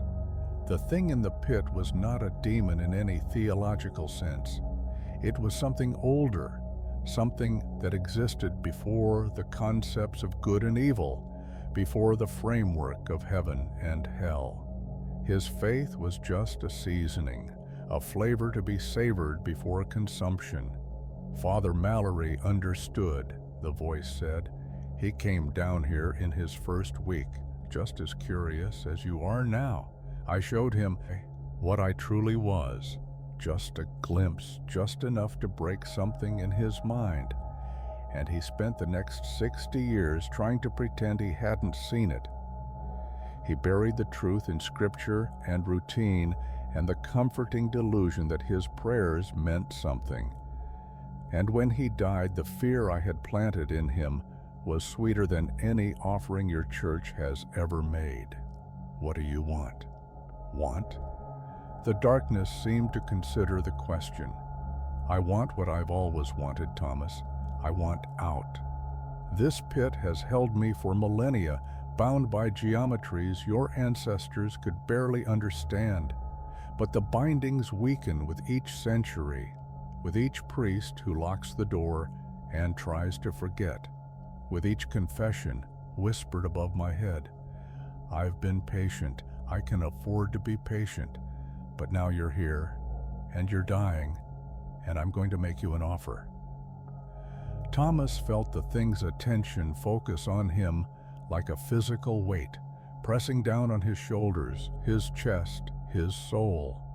I can cure, you, the voice said. The cancer eating your body, I can unmake it. I can give you 50 more years, 100, as many as you want. All you have to do is release me. Release you how? The bindings are tied to the church, to the faith that maintains it. As long as the parish believes, as long as the masses are said, as long as the faithful pray, I remain trapped. But you're the priest, Thomas. You hold the key, not just to the basement door, but to everything. Stand at your altar tomorrow and tell them the truth, that their God is a fiction, that their prayers are useless, that everything they believe is a lie. Let their faith die, and I'll be free, and in return, you'll live. Thomas closed his eyes. He thought of the parishioners who had trusted him for 4 decades, the baptisms and weddings and funerals he had performed, the comfort he had offered to the grieving and the sick. He thought of his own faith, battered by doubt, but never quite extinguished, stubbornly burning, even in this chamber of horrors. And he thought of the thing in the pit, patient and hungry, waiting for the chains to break. No, he said. The darkness was silent for a long moment. Then, you disappoint me, Thomas. But I've learned not to expect much from your kind. Mallory refused too, you know. So did the one before him, and the one before that. It doesn't matter. The bindings weaken anyway. Eventually some priest will say yes. Eventually faith will fail, and then... The breathing stopped. The symbols on the walls went dark. and Thomas was alone in the chamber with nothing but his flashlight and the knowledge of what slumbered beneath the church where he had spent his life. He climbed the stairs slowly, locked the door behind him, and placed the key in an envelope addressed to his successor. In the morning, he would continue his duties as if nothing had happened. He would say Mass, hear confessions, offer comfort to the faithful who didn't know what lay beneath their feet. But at night, when the church was empty and the silence pressed in around him, he would hear the breathing. He would feel the pressure against his mind, and he would know that somewhere in the darkness, the thing in the pit was waiting for faith to weaken, waiting for the chains to break, waiting for the world above to finally understand what had been living beneath St. Catherine's all along. Story 10, The Photography Studio of Ezekiel Marsh. The photographs were found in the walls of the old house on Crescent Street during a renovation in 2019. 317 daguerreotypes, each one depicting a different person, each one radiating an aura of wrongness that made the construction workers refuse to touch them. When historian Margaret Chen arrived to catalog the find, she understood immediately why they had been sealed away. The subjects of the photographs were all smiling. This was unusual for daguerreotypes of the mid-19th century, when exposure times were long and subjects were instructed to remain absolutely still. But Ezekiel Marsh's subjects smiled, broadly, eagerly, as if they had just been told wonderful news. Their eyes, however, told a different story. Their eyes were filled with terror. Margaret's research revealed that Ezekiel Marsh had operated a photography studio in the house from 1848 to 1859, offering portraits at rates far below his competitors. He had been popular among the working class, the immigrants, and the poor, people who couldn't afford traditional portraiture but wanted something to remember themselves by. According to advertisements that Margaret found in archived newspapers, his specialty was capturing the true essence of the subject. The advertisement stopped in November 1859. So did the property records, the tax assessments, and any other evidence that Ezekiel Marsh had ever existed. The house had passed through a dozen owners over the following century and a half, none of whom had stayed for more than a few years, all of whom had reported strange occurrences, voices in the walls, shadows that moved wrong, and a persistent smell of chemicals that no amount of cleaning could remove. Margaret decided to stay in the house while she cataloged the photographs. It was a professional decision. She wanted uninterrupted access to the collection, but it was also something else, something that felt almost like compulsion.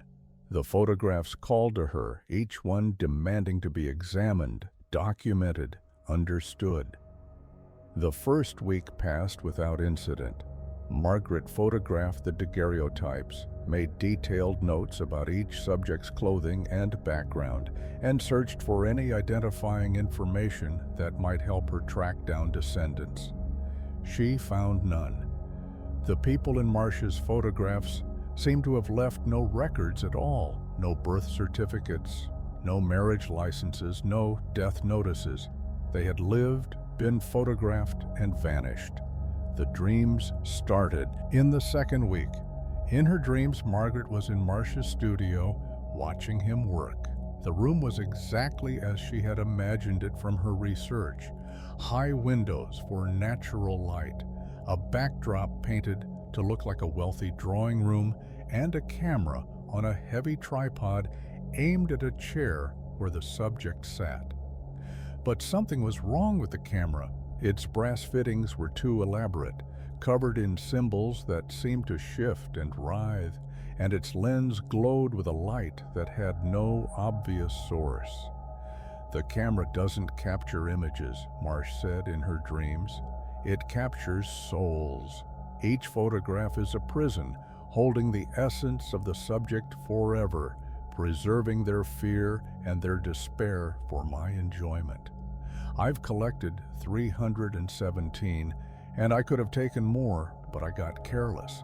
They caught me in the end. They burned my body in the street, but they didn't know about the camera. They didn't know about the photographs. And as long as my work survives, so do I." Margaret woke from these dreams with the taste of chemicals in her mouth and the certainty that she was being watched. She told herself it was just her imagination, influenced by the unsettling nature of the photographs and the creepy atmosphere of the old house. She told herself this even as the temperature dropped, even as the shadows deepened, even as she began to see movement in the corners of her eyes. On the 15th night, she found the camera. It was hidden behind a false wall in what had been Marsh's darkroom, wrapped in oilcloth that had somehow preserved it perfectly despite 160 years of neglect. It was exactly as she had seen it in her dreams, brass and wood and glass, covered in those impossible symbols, its lens emanating a faint phosphorescent glow. Margaret knew she should leave it alone. She knew she should contact colleagues, alert authorities, do anything except what she found herself doing, setting up the camera, adjusting its focus, positioning herself in front of its lens. "That's right," said a voice behind her, and she turned to find a man in Victorian clothing standing in the doorway. His face was exactly as she had imagined Ezekiel Marsh, sharp-featured, handsome in a predatory way, with eyes that reflected no light at all. "You've been wanting to do this since you first found my photographs, haven't you? You want to understand how they felt, what they experienced, what it means to be truly captured." "You're not real," Margaret whispered. "I'm as real as the photographs, Marsh replied. "I'm as real as the terror frozen in those smiles. The people who killed me thought they had destroyed me, but I had already put too much of myself into my work. Every photograph contains a piece of my essence. Every subject carries a fragment of my hunger.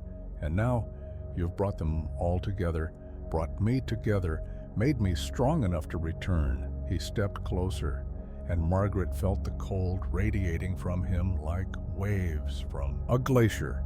Her body wouldn't move, her legs were locked, her arms pinned to her sides by something she couldn't see. "I've been waiting for someone like you," Marsh continued. "Someone intelligent enough to find the photographs, curious enough to study them, foolish enough to stay. You're going to help me rebuild my collection. There are so many more souls to capture, so many more smiles to freeze. And you're going to start by becoming my 318th subject." His hand touched the camera's trigger mechanism, and Margaret heard it begin to hum, a low, vibrating tone that seemed to resonate with something deep inside her chest. The lens glowed brighter, and she felt herself being pulled toward it, not physically but spiritually, as if the camera was reaching into her core and taking hold of something essential. "Smile," Marsh said. "That's the one requirement. You have to smile. The terror makes the photograph special, but the smile makes it perfect. It's the contradiction that gives me strength. The body expressing joy while the soul screams in agony. So, smile for me, Margaret. Smile and join my collection forever." Margaret's mouth began to stretch into a grin, pulled by forces she couldn't resist. She could feel her essence separating from her body, being drawn into the camera's impossible depths.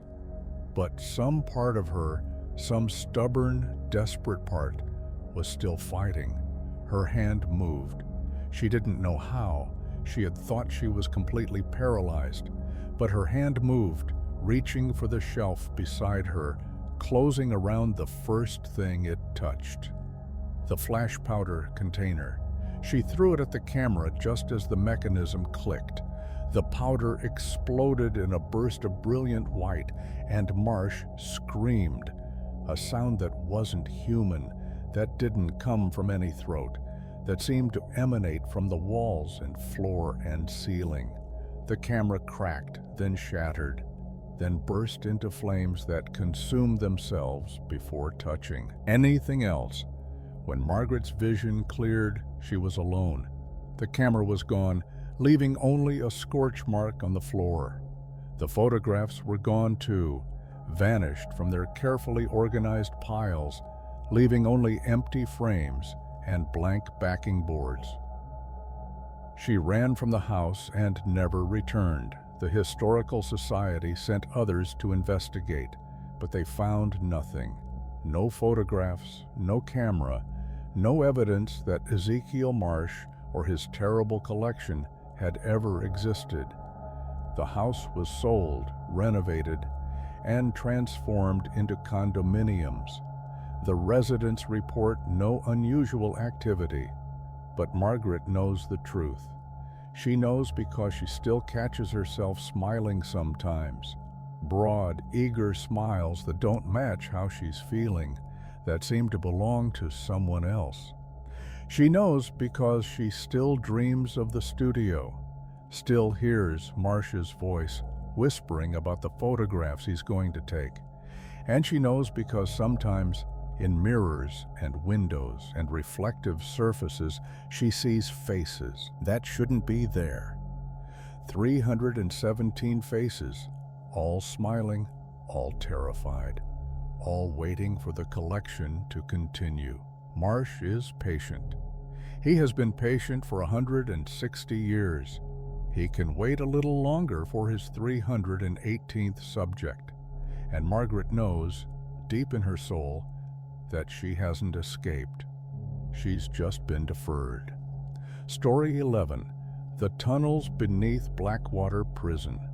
Blackwater Prison was decommissioned in 1987 after a riot that left 47 inmates and 12 guards dead. The official story blamed gang violence and inadequate security. The real story, the one that had been buried along with the bodies, was that something had come up through the tunnels, and the riot had been nothing more than its victims' desperate attempt to escape. Victoria discovered the tunnels 3 years after purchasing the prison for conversion into a museum of criminal justice history. She had been exploring the basement levels, mapping the layout for renovation plans, when her flashlight beam had caught the edge of something that shouldn't have been there. A door hidden behind a collapsed wall, leading to stairs that descended into darkness far deeper than any official blueprint acknowledged. The stairs went down for what felt like hours. Victoria counted 300 steps before she lost track, her legs burning, her lungs straining in air that grew thinner and colder the deeper she went. The walls changed as she descended, from rough concrete to hewn stone, to something that looked almost organic, as if the tunnel had been carved not through rock, but through flesh. At the bottom, she found the archive. The chamber was vast, stretching beyond the reach of her flashlight in every direction. Its walls were lined with filing cabinets, thousands of them, maybe millions, extending into the darkness like an infinite library of the damned. And in those cabinets, Victoria discovered, were files on every prisoner who had ever been held at Blackwater. Not just names and sentences, crimes and punishments. Everything, every thought, every dream, every secret shame and hidden fear. The files were written in a language Victoria couldn't read, but the words seemed to translate themselves as she studied them, revealing intimate details that no human record keeper could have known. "Impressive, isn't it?" said a voice from the darkness. Victoria spun, her flashlight catching nothing but shadows. "Who's there?" "The warden," the voice replied. "The first warden, the real warden. The one who was here before the prison was built. The humans who founded Blackwater thought they were creating something new, but they were just adding to something old. I've been collecting prisoners since before your species had a word for justice, and now I have a new inmate to process." The shadows moved, coalescing into a shape that Victoria's mind couldn't quite accept. It was tall, impossibly tall, its head lost somewhere in the darkness above, and its body was composed of the same organic material as the tunnel walls. Its face, if it could be called a face, was a collection of features borrowed from 1,000 different sources: eyes that were too many and too varied, mouths that opened in places where no mouths should be, expressions that shifted and blurred like a photograph left too long in developing chemicals. "What are you?" Victoria whispered. "I'm the record keeper," the thing replied. "I'm the one who remembers. Every crime ever committed, every punishment ever inflicted, every sin and sentence and secret, they all come to me eventually. The humans think they invented incarceration, but they only built a house above my archive, and every prisoner who passed through Blackwater cells, their essences came down to me." "The riot," Victoria said. 1987. "That was you." "That was a collection," the thing corrected. 47 inmates and 12 guards, all brought into the archive in a single night. They tried to run, of course, they all try to run, but the tunnels only lead one way. Down, always down, into my files, into my memory, into me. It moved closer, and Victoria felt herself sinking into the floor, not falling, but being absorbed, her feet dissolving into the organic matter beneath them. She tried to scream, but her voice had already been filed away, stored in one of the infinite cabinets that surrounded her. "You're not a prisoner," the thing said, almost gently. "Not technically, but you came down here of your own will, and that means you've committed to the process. The archive doesn't distinguish between those who are sent and those who arrive. Everyone who enters is documented. Everyone who is documented stays." Victoria's legs were gone now, her waist sinking into the floor, her chest following. She could feel the archive reading her, scanning her memories, cataloging her experiences, transcribing everything she had ever been on to pages that would be filed and forgotten in the endless darkness. "What happens to me?" she managed. "You become a file," the thing said. "A very detailed file. Everything you've ever done, everything you've ever thought, everything you might have been under different circumstances. I'll keep you forever, just as I've kept all the others, and sometimes, when I need to remember what it felt like to be alive, I'll pull your file and read it. That's the only immortality the archive offers. The immortality of being remembered by something that never forgets." Victoria's shoulders disappeared, then her neck, then her chin. The last thing she saw before the darkness took her completely was the thing's face. Those impossible features twisting into something that might have been a smile. "Welcome to Blackwater," it said. "Your sentence is eternal." The museum opened 3 months later, under new management.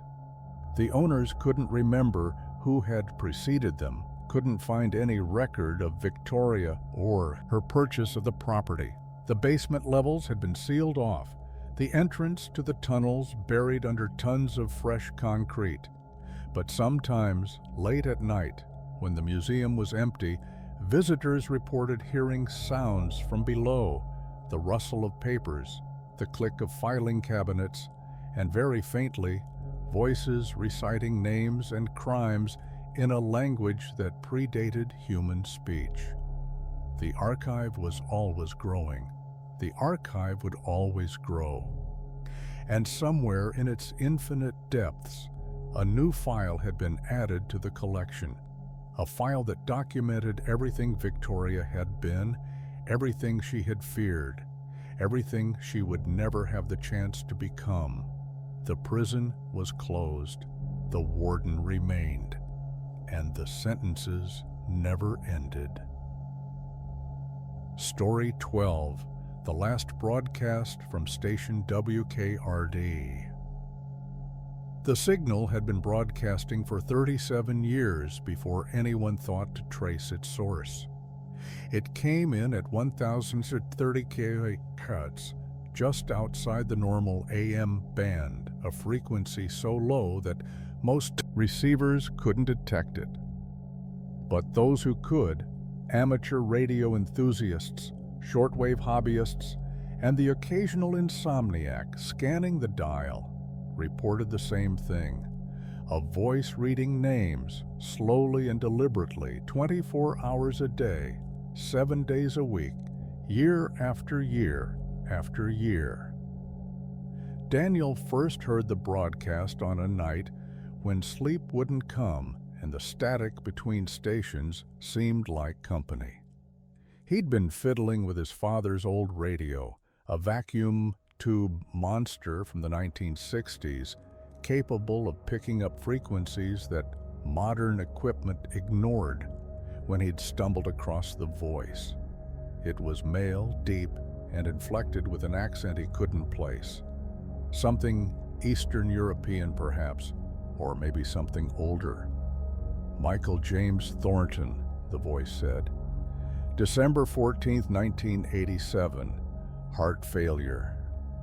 Mildred Rose Sutton, December 14, 1987, automobile accident, Kenneth Wayne Prescott. December 14, 1987, drowning. The names went on, each followed by a date and a cause of death. Daniel listened for 3 hours transfixed before exhaustion finally claimed him. When he woke, the radio was still on and the voice was still reading. Catherine Marie Cho, March 3, 2008, stroke. Robert Allen Fitzgerald, March 3, 2008, suicide. Jennifer Lynn Morrison, March 3, 2008, murder. Daniel spent the next 6 months researching the broadcast. He found references to it on obscure internet forums where other listeners had documented their experiences. Some had tried to identify the names, cross-referencing them with obituaries and death records. To their horror, they had found matches, not always, but often enough to be statistically impossible. The voice was reading the names of real dead people in the exact order and manner of their deaths. More disturbing still were the reports from listeners who had heard their own names. The first documented case was in 1994, when a woman in Ohio had written on a Usenet group about tuning in and hearing Patricia Ann Wheeler, October 17, 1994, cancer. She had been diagnosed with breast cancer earlier that year. The date the voice had read was 2 months in the future. She died on October 17, 1994, exactly as predicted. Other cases followed, scattered across 3 decades of amateur radio logs. Some listeners had heard their names days in advance, others months. A few had heard them years before their deaths, living in terror as the date approached. None had managed to cheat the prediction. Those who tried, who locked themselves in safe rooms, who fled to other countries, who surrounded themselves with doctors and emergency responders, died anyway, in the manner the voice had specified at the moment it had named. Daniel became obsessed. He built equipment to triangulate the signal, tracked its origin to an abandoned radio station in rural Pennsylvania, and made the drive in early autumn when the leaves were turning and the nights were getting long.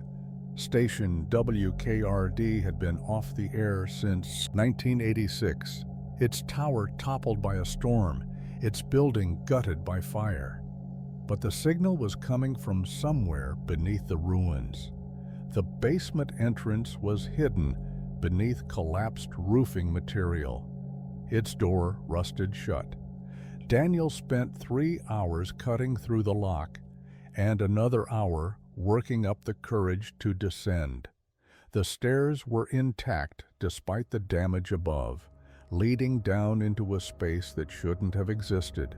A studio, still operational, still lit by emergency lighting that had somehow burned for decades. The voice was coming from a figure seated at the broadcast desk. It had been human once, Daniel thought. The body was emaciated, the skin stretched tight over visible bones, but it was still recognizable as male, still dressed in the remnants of a suit that might have been stylish in the 1980s. Its mouth moved continuously, shaping names and dates and causes of death, but no breath passed through its lips. Its eyes were open but seeing nothing, fixed on some point beyond the physical world. On the desk before it sat a script, thousands of pages stacked in neat piles, each one filled with names in handwriting that was somehow both ancient and perfectly legible. The figure was reading from these pages, had been reading from them for 37 years, and showed no sign of stopping. "Who are you?" Daniel asked. The voice paused. The figure's eyes shifted, focusing on Daniel for the first time, and something that might have been recognition flickered across its desiccated face. "Daniel Robert Morrison," it said, and the words hit Daniel like a physical blow. "October 29th, 2023. Cardiac arrest. I've been waiting for you." "What are you talking about? I'm not going to die. I'm healthy. I'm only 34. "Everyone says that," the figure replied. "Everyone who comes down here, who traces the signal, who asks the questions that shouldn't be asked. You think you're looking for answers, but you're really looking for your name. And now you've found it." The figure lifted one skeletal hand and gestured toward the stacks of pages. "I read the names. That's my function. That's what I was bound to do when I made the deal. Eternal life in exchange for eternal service. I thought I could find a way to stop, to rest, to finally die. But the names never end. Every death that happens everywhere in the world passes through this desk. I read them all. I read them forever. And the only relief I ever get is when someone comes to take my place." "Her place?" The conductor's smile returned in full force. "Margaret drives the train now. She has driven it for 163 years, but she's so very tired. She wants to rest. If you take the controls, your family goes free. If you refuse," he gestured again to the window, where the faces of her ancestors wailed in silent torment. Daniel's heart was pounding now, and he could feel something wrong in his chest, a tightness, a flutter, the first symptoms of the cardiac arrest that had been written in the pages before he was born.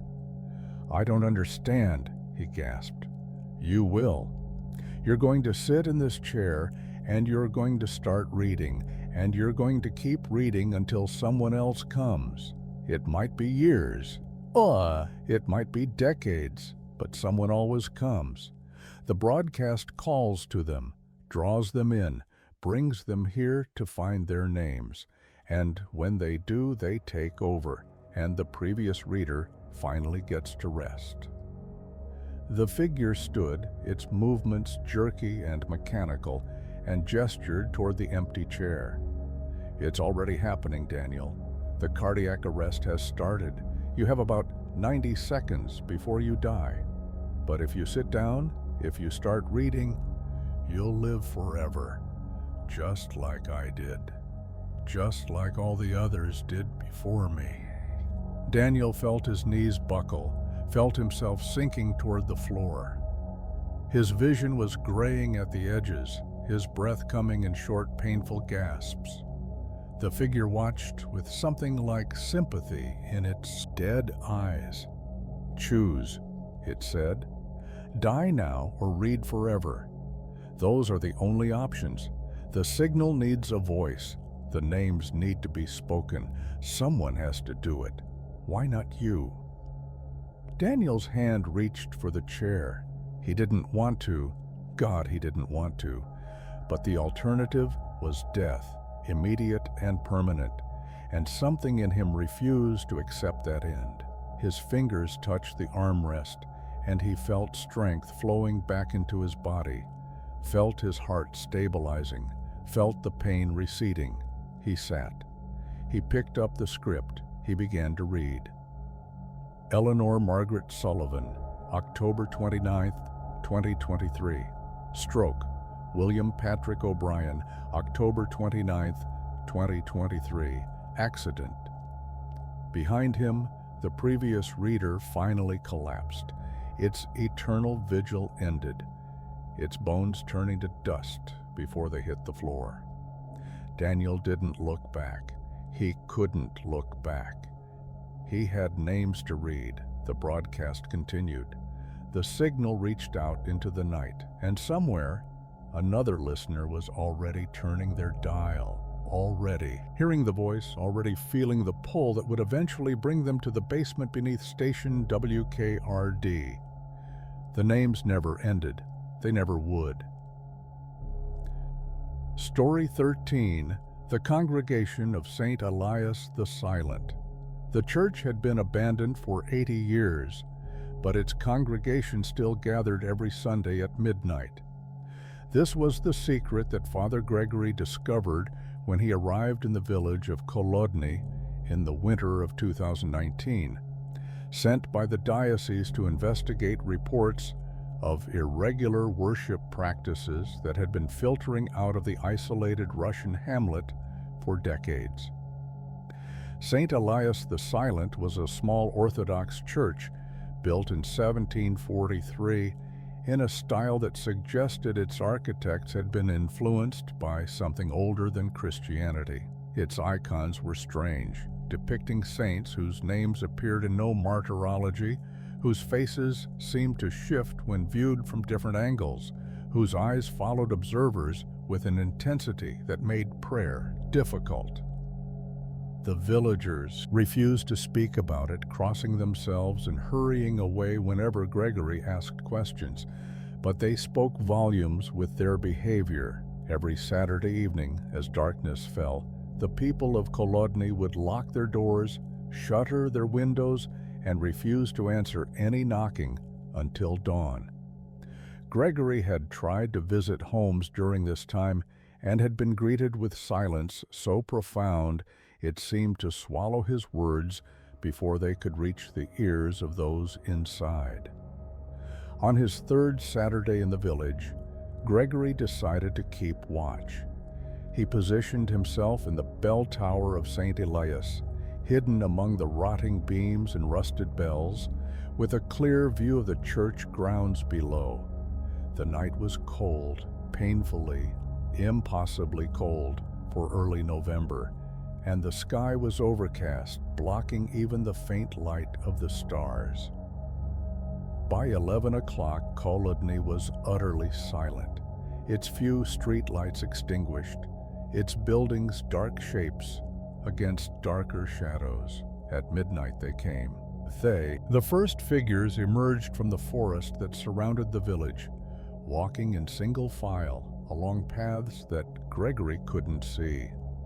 They were dressed in the clothing of peasants from centuries past, homespun fabrics, leather boots, headscarves, and caps that hadn't been fashionable since before the Revolution. Their faces were pale, their movements slow and deliberate, and they made no sound as they approached the church. More figures followed, dozens of them, then hundreds. They came from every direction, from the forest, from the fields, from the frozen river that wound past the village's edge. Some Gregory recognized from old photographs in the church's archive, faces that had been dead for generations, bodies that had been buried in the cemetery behind St. Elias, souls that should have been at rest. They filed into the church in silence, filling the pews with a congregation of the dead.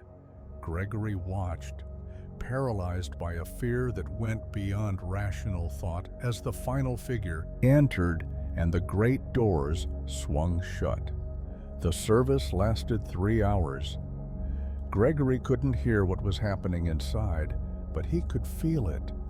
A vibration in the air, a pressure against his consciousness, a sense of vast and terrible attention focused on the church below.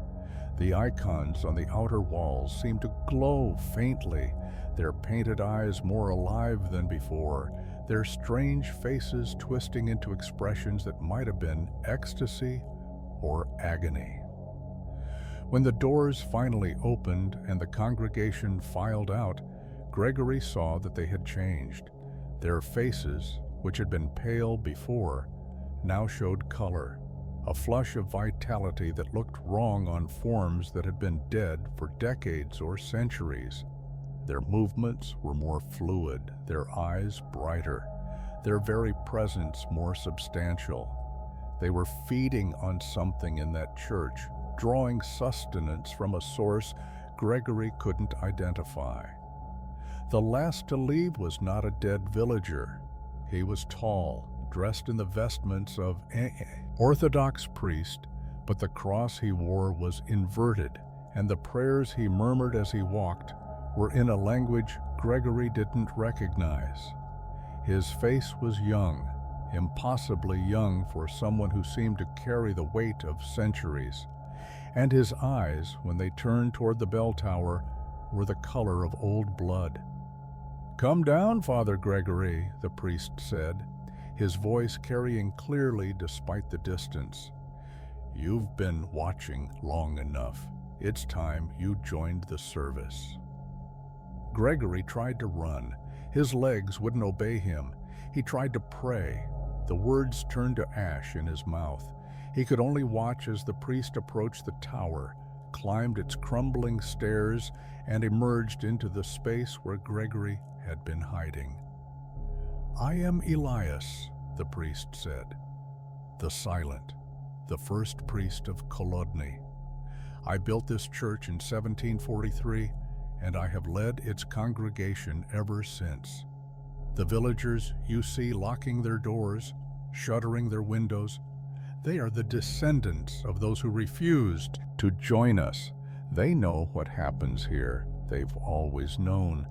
But they're too afraid to leave and too stubborn to submit, so they hide, and we gather without them, and the cycle continues."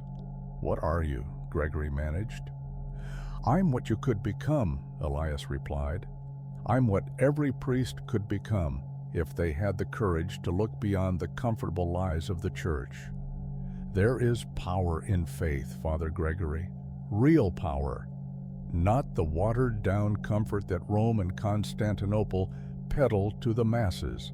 But that power requires sacrifice. It requires devotion. And it requires a congregation willing to give everything they have, including death itself, to the glory of something older and greater than any god invented by men." He gestured toward the church below, toward the icons that still seemed to glow with their impossible light. "The dead who gather here gave me their lives when they were living, and I gave them something in return, eternal membership in my flock. They are bound to this place, to this service, to me. They feed on the faith of the village, The fear, the superstition, the desperate prayers of those who hide behind locked doors. And I feed on them. It's a perfect system, Father Gregory, a closed loop of spiritual energy that has sustained me for 300 years. You're a monster. Elias smiled, and his teeth were too numerous, too sharp. I'm a shepherd. My flock is simply different from yours. But it doesn't have to stay that way. You came here looking for irregular worship practices. I'm offering you the most irregular practice of all: immortality. Join my congregation, Father Gregory. Let me show you what faith can really do. Gregory felt the priest's will pressing against his own, felt his resistance crumbling like a wall of sand. He wanted to say no. Every fiber of his being screamed to say no, but the word wouldn't come. The silence of St. Elias was filling him up, drowning out his protests, replacing his thoughts with something cold and ancient and hungry.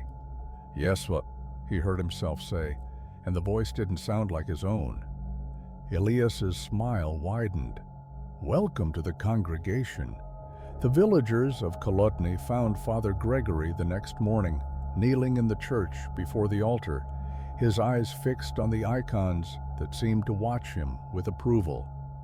He wouldn't speak, wouldn't respond to questions, wouldn't acknowledge their presence in any way. He simply knelt, his lips moving in silent prayer, his face bearing an expression of terrible peace.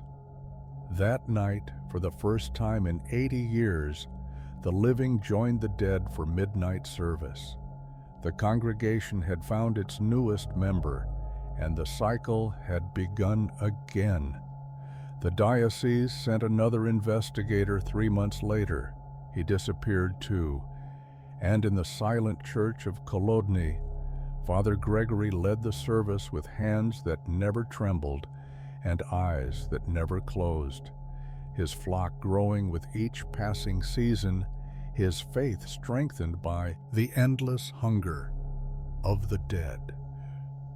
Story 14. The Dollmaker's Last Creation. The dolls watched her from every surface in the old house, their painted eyes tracking her movements, their porcelain faces frozen in expressions of perpetual interest.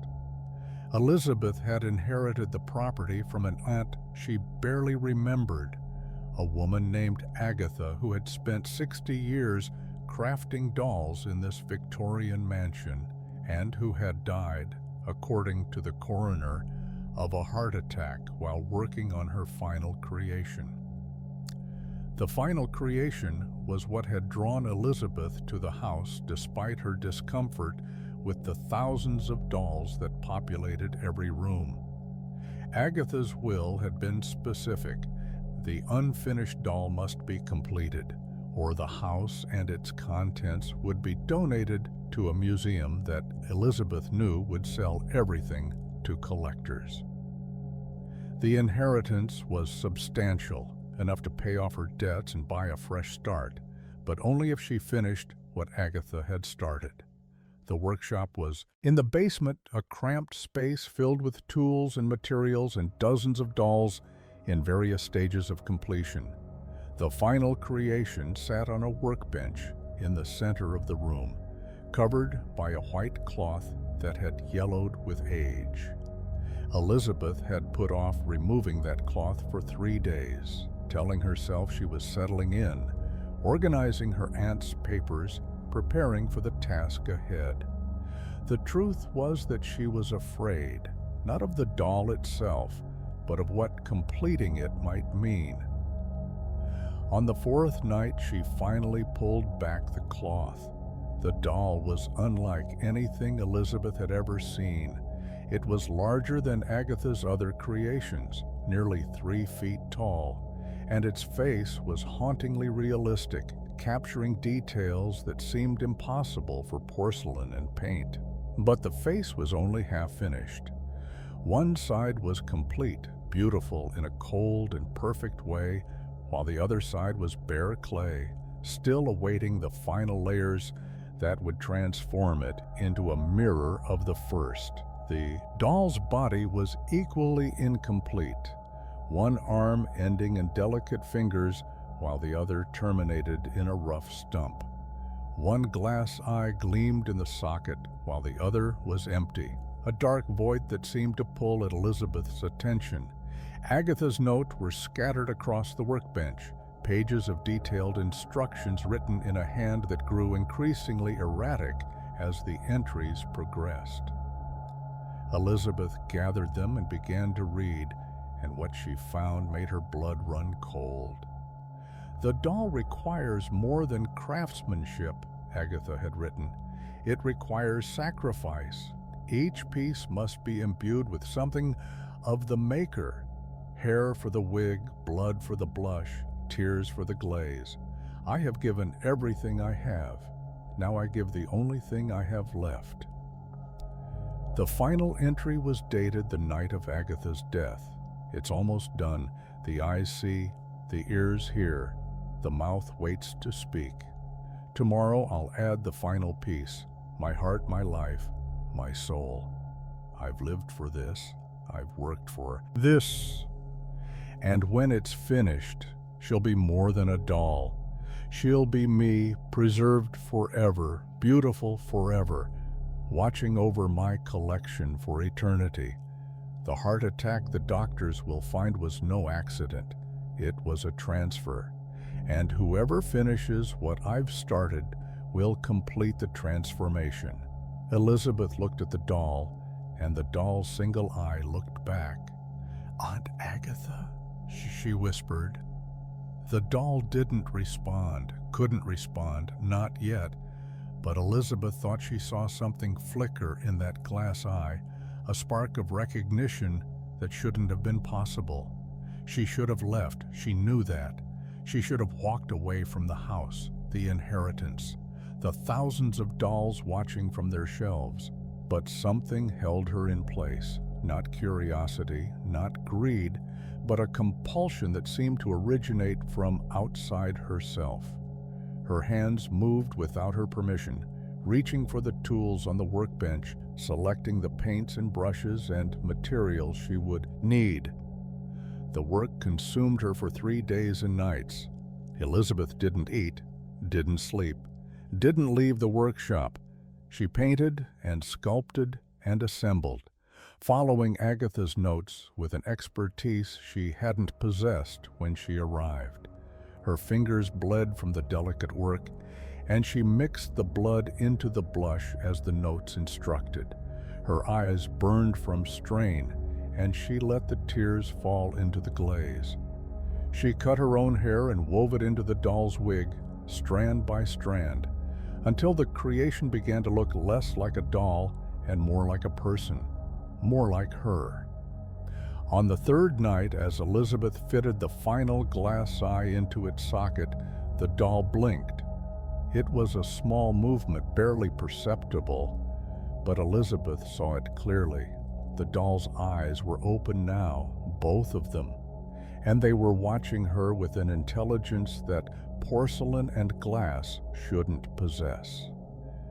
"Thank you," said a voice that seemed to come from everywhere and nowhere. It was her own voice, Elizabeth, realized, but older, hoarser, heavy with decades of solitary work. "You've done beautifully. Just one piece left." Elizabeth felt herself sinking, felt something draining from her body into the doll's, felt her consciousness becoming thin and stretched. She tried to scream, but her voice was already gone, already transferred to the figure on the workbench. "It has to be willing," the voice continued. "That's the rule. Agatha gave herself willingly, and so did the one before her and the one before that. The dolls need a maker, the house needs a keeper, and the only way to truly understand is to become part of the collection." Elizabeth's vision was fading now, her thoughts fragmenting like a dropped mirror. In her final moments of consciousness, She saw the doll rise from the workbench, saw her own hands, Agatha's hands, the hands of every maker who had come before, begin to move with purpose. "Don't worry," the voice said, growing fainter as Elizabeth's awareness dimmed. "You won't be forgotten. You'll be preserved, beautiful forever, watching forever, part of the collection forever. And in time, someone else will come, someone with the talent to continue the work, and you'll guide them just as I guided you." Elizabeth tried to speak, tried to protest, tried to do anything at all, but she was already clay, already paint, already glass and porcelain, and nothing more. The doll that had been Agatha, that was now Elizabeth, turned to look at the newest addition to the workshop, a half-finished figure that bore Elizabeth's face, seated on the workbench where the completed doll had been. "Rest now," it said, speaking to something that could no longer hear. "The collection needs a new maker, and you'll be waiting when they arrive. It might be years. It might be decades. But someone always comes. Someone always finishes the work." The dolls in the house seemed to shift on their shelves, their painted eyes turning toward the basement, their porcelain faces reflecting satisfaction. The collection was complete, for now. But in the workshop, a new creation waited to be finished, and somewhere in the world, someone was already feeling the pull. No, si, sur. The inexplicable urge to visit an old house, to claim an inheritance, to complete a doll that would never stop watching, with eyes that remembered everything. So, 15, the forgotten floor of the Ashworth building. There was no 13th floor in the Ashworth building. This was what everyone knew, what the elevator buttons confirmed, what the building's blueprints clearly showed. The numbers jumped from 12 to 14, a common superstition in old high-rises. Nothing more unusual than that. But Rachel, who had worked as a night security guard in the Ashworth for 7 years, knew that the 13th floor existed. She had seen it. She had walked its corridors, and she had never been quite the same since. The first time it happened was in her 3rd month on the job. She'd been making her midnight rounds, checking each floor methodically as she'd been trained, when the elevator had stopped between 12 and 14. Not stuck. The doors had opened normally, revealing a hallway that shouldn't have been there. The floor indicator above the door showed nothing, just a blank space where a number should have been. Rachel had stepped out, too curious to be sensible, and found herself in an office space that was somehow both ancient and untouched. The desks were wooden, the typewriters manual, the rotary phones connected to nothing. Dust covered every surface in a thick gray blanket, except for the footprints, dozens of them leading in every direction, some fresh and some faded. All of them ending at walls or closed doors, or simply stopping mid-stride, as if their owners had vanished between steps. She had tried to leave immediately, but the elevator was gone. In its place was a solid wall, as if the doors had never existed. Rachel had wandered the floor for what felt like hours, finding more empty offices, more abandoned desks, more footprints that led nowhere. The windows showed nothing but darkness, not the city lights that should have been visible from this height, but an absolute black that seemed to press against the glass like something alive. Eventually, she had found a stairwell. The stairs led both up and down, but every direction she tried brought her back to the same landing, the same door, the same number painted on the wall that made her stomach drop. 13. Rachel wasn't sure how she'd finally escaped. One moment she'd been pushing through another door that led to another identical corridor, and the next she was in the Ashworth's lobby, standing in front of the elevator as if she'd never left. The clock showed 12:47 a.m., exactly the time she'd started her rounds.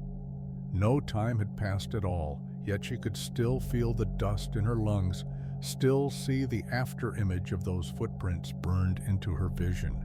She'd told no one who would believe her, but she'd started paying attention, and she'd noticed things she'd missed before. The way the elevator sometimes hesitated between 12 and 14, as if considering a stop that didn't exist. The way certain employees avoided the building after dark, their eyes sliding past the floor indicator as if afraid of what they might see. The way the maintenance staff always worked in pairs, never alone, and always finished before sunset. The second time Rachel found the 13th floor, she was prepared. She'd brought a camera, a flashlight, a length of rope tied to the elevator's emergency rail. She'd mapped the floor systematically, documenting every office, every desk, every piece of evidence that proved this place existed, even when every record said otherwise. What she found in the corner office at the end of the main corridor made her understand why the floor had been forgotten. The bodies were arranged in a circle, 12 of them, seated at a round table as if in the middle of a meeting that had never ended. They were mummified, preserved by the strange dry air of the 13th floor, their faces frozen in expressions of absolute terror. Their hands were still on the table, fingers interlaced as if in prayer or supplication, and in the center of the circle was a document that Rachel couldn't bring herself to read. Not because the words were illegible, because the words were too clear. Names and dates and descriptions of what had happened in this room in 1929, when the Ashworth building's original owners had gathered to perform a ritual that they believed would ensure their company's success forever. They had succeeded after a fashion. The company had survived the Depression, the wars, the economic upheavals that had destroyed its competitors. The Ashworth building had never been sold, never been demolished, never been touched by fire or flood or any of the disasters that had befallen other buildings in the city, but success had come at a price. The 13 executives who had performed the ritual had given something of themselves, something vital, something irreplaceable, and what they had summoned in return had decided to keep them forever, seated at their table, waiting for a meeting that would never adjourn. Rachel had fled, leaving her camera and flashlight behind, tearing the rope from her hands in her haste to reach the elevator that had somehow appeared in the wall. She had escaped the 13th floor, but she hadn't escaped what she'd seen. The faces of those executives haunted her dreams, their frozen terror reflecting something that was still in the building, still watching, still hungry for the next person to stumble into its domain. She resigned the next morning, citing personal reasons. The security company hired a replacement within the week. Rachel tried to warn him, tried to tell him about the floor that didn't exist, but he'd laughed and assured her that he didn't believe in superstitions. He disappeared 3 months later. The official report said he'd simply stopped showing up to work, that his apartment had been found empty, his bank accounts untouched, his family unable to reach him. No one connected his disappearance to the Ashworth building. No one ever did. Rachel kept watching from a distance, tracking the security guards who came and went, noting the ones who lasted and the ones who vanished. Some left after a few weeks. their faces haunted by something they refused to discuss. Others stayed for years, seemingly unaffected. But Rachel noticed that they never worked alone, never stayed past midnight, never took the elevator when they could use the stairs. And once, just once, she saw something in the Ashworth Building's windows that made her blood freeze. A face looking down from a floor that didn't exist, watching her with eyes that held no reflection. She had run then, and she had never returned to that block of the city, had never driven past the building, had never even spoken its name aloud. But sometimes, late at night, when sleep wouldn't come, she heard an elevator bell chiming in the darkness of her bedroom. And sometimes, when she finally drifted off, she dreamed of a circular table and 12 empty chairs, waiting for someone to complete the circle, waiting for the 13th member, waiting for her. Story 16, The Well at the End of Mercy Road. The well had been sealed for 100 years before Thomas bought the property at the end of Mercy Road. The real estate agent had mentioned it only in passing, an old stone structure at the back of the lot covered by a concrete cap that previous owners had installed for safety reasons. Thomas had assumed she meant the safety of curious children or careless trespassers.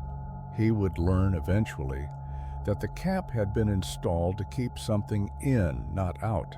The property was everything Thomas had been looking for, a small farmhouse on 10 acres of wooded land, far enough from the city to feel like genuine isolation, but close enough to make his commute manageable. He had planned to restore the house, clear some of the overgrowth, maybe start a garden.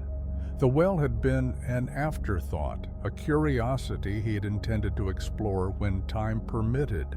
Time had other plans.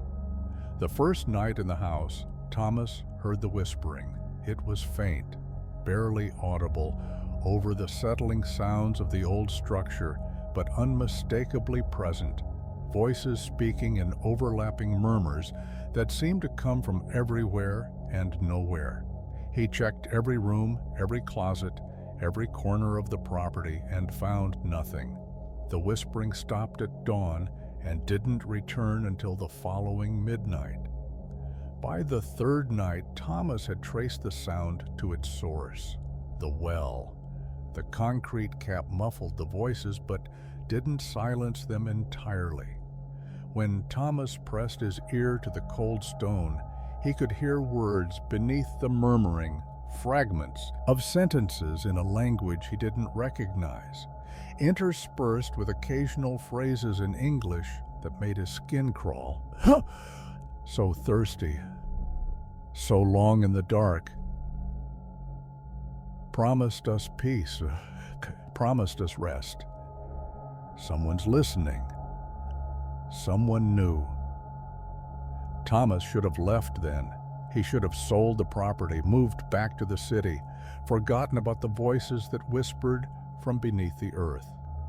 But something in those murmurs called to him, stirred something deep in his memory that he couldn't quite identify.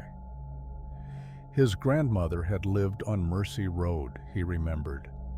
She had told him stories about the old days, about the people who had settled this land, about the terrible drought that had driven them to make terrible choices. He began researching. The local historical society had records going back to the founding of the township, and Thomas spent weeks combing through them, looking for any mention of the well or the property at the end of Mercy Road. What he found made him wish he had never asked. The well had been dug in 1887 by a farming family named Whitmore. The Whitmores had prospered for several years, their fields producing bountiful harvests, while their neighbors struggled with poor soil and bad weather. People had whispered about witchcraft, about deals made with dark forces, But the Whitmores had denied everything and continued to thrive. Then came the drought of 1893. 3 years without significant rainfall had turned the region into a dust bowl, killing crops and livestock, driving families from their land. The Whitmores had been affected too. Their magic or luck or whatever had sustained them had finally run dry. But instead of leaving like their neighbors, they had done something desperate. The historical records were vague about what exactly had happened. They mentioned a ritual and a sacrifice, and voices from the well that spoke of hunger. They mentioned that the Whitmore family had disappeared in the summer of 1894, their bodies never found, their property abandoned. And they mentioned that the well had been sealed shortly afterward with the concrete cap installed to prevent any further incidents. Thomas read these records with a growing sense of dread, recognizing names from his grandmother's stories, understanding for the first time why she had always warned him to stay away from the old Whitmore place. She had known what was in the well. She had known, and she had said nothing. And now Thomas was living in the shadow of something that had been hungry for 100 years. The whispering grew louder each night. Thomas tried everything: earplugs, white noise machines, sleeping in his car at the opposite end of the property, but nothing could block the voices completely. They knew his name now.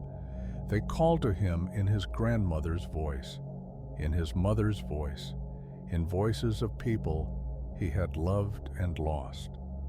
They promised him things, answers to questions he'd never asked, reunion with those who had gone before, an end to the loneliness that had haunted him since childhood.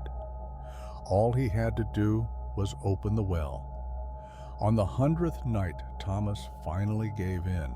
He borrowed a jackhammer from a neighbor, told himself he was just curious, just wanted to see what was down there, just needed to know the truth. The concrete cap was thick, designed to last centuries, but it crumbled under his assault like it was made of sand.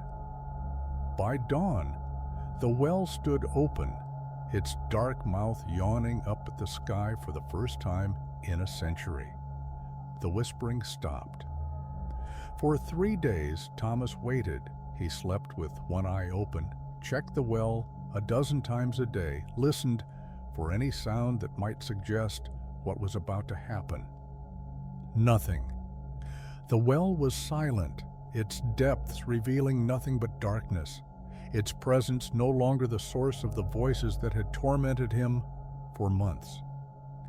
He had started to believe that opening the well had somehow broken the spell, released whatever had been trapped below, ended the nightmare for good. Then on the 4th night, the Whitmores came home. Thomas saw them from his bedroom window, 4 figures walking up Mercy Road, their clothes the style of a century past, their faces hidden by the darkness. They moved slowly, deliberately, as if they had all the time in the world, which Thomas realized with growing horror they probably did. They had been waiting in the well for 100 years. They could wait a few minutes more. He tried to run, but his legs wouldn't move. He tried to scream, but his voice had been taken, swallowed by something that had been listening to his whispers just as he had been listening to theirs. He could only watch as the figures approached the house, opened the front door without knocking, and climbed the stairs to his bedroom with footsteps that made no sound. The oldest Whitmore, the patriarch, Thomas knew, though he couldn't have said how, smiled as he entered the room. His face was gray and withered, his eyes sunken into pits that held no light, but his smile was genuine, almost warm. "Thank you," he said, and his voice was the voice Thomas had heard in the well, the voice that had promised answers and reunion and an end to loneliness. We've been waiting so long for someone to let us out. And now that you have, well, now it's your turn to wait." Thomas felt himself moving, felt his body walking down the stairs and out the back door and across the property to the open well. He felt himself sitting on the stone lip, felt his legs swinging over the darkness, felt something cold and ancient and patient reaching up from below. "Don't worry," the Whitmore patriarch said, standing beside him now, his gray hand resting on Thomas's shoulder. "The waiting isn't so bad once you get used to it. And there's always someone who comes eventually, someone curious, someone lonely, someone willing to open the well and take your place." Thomas tried to speak, tried to beg, tried to do anything at all, but his voice was already in the well, already whispering in the darkness, already calling out to whoever would own this property next. He fell, and the darkness swallowed him whole. The Whitmores sealed the well the next morning, using concrete that they mixed themselves, that would last another 100 years or more. They moved into the farmhouse, introduced themselves to the neighbors as distant relatives who had inherited the property, and settled into their new life with the practiced ease of people who had done this many times before. And at night, when the wind was still and the darkness was complete, the whispering began again, Thomas's voice now among the chorus, calling out to anyone who might listen, promising answers and reunion and an end to loneliness. All they had to do was open the wells.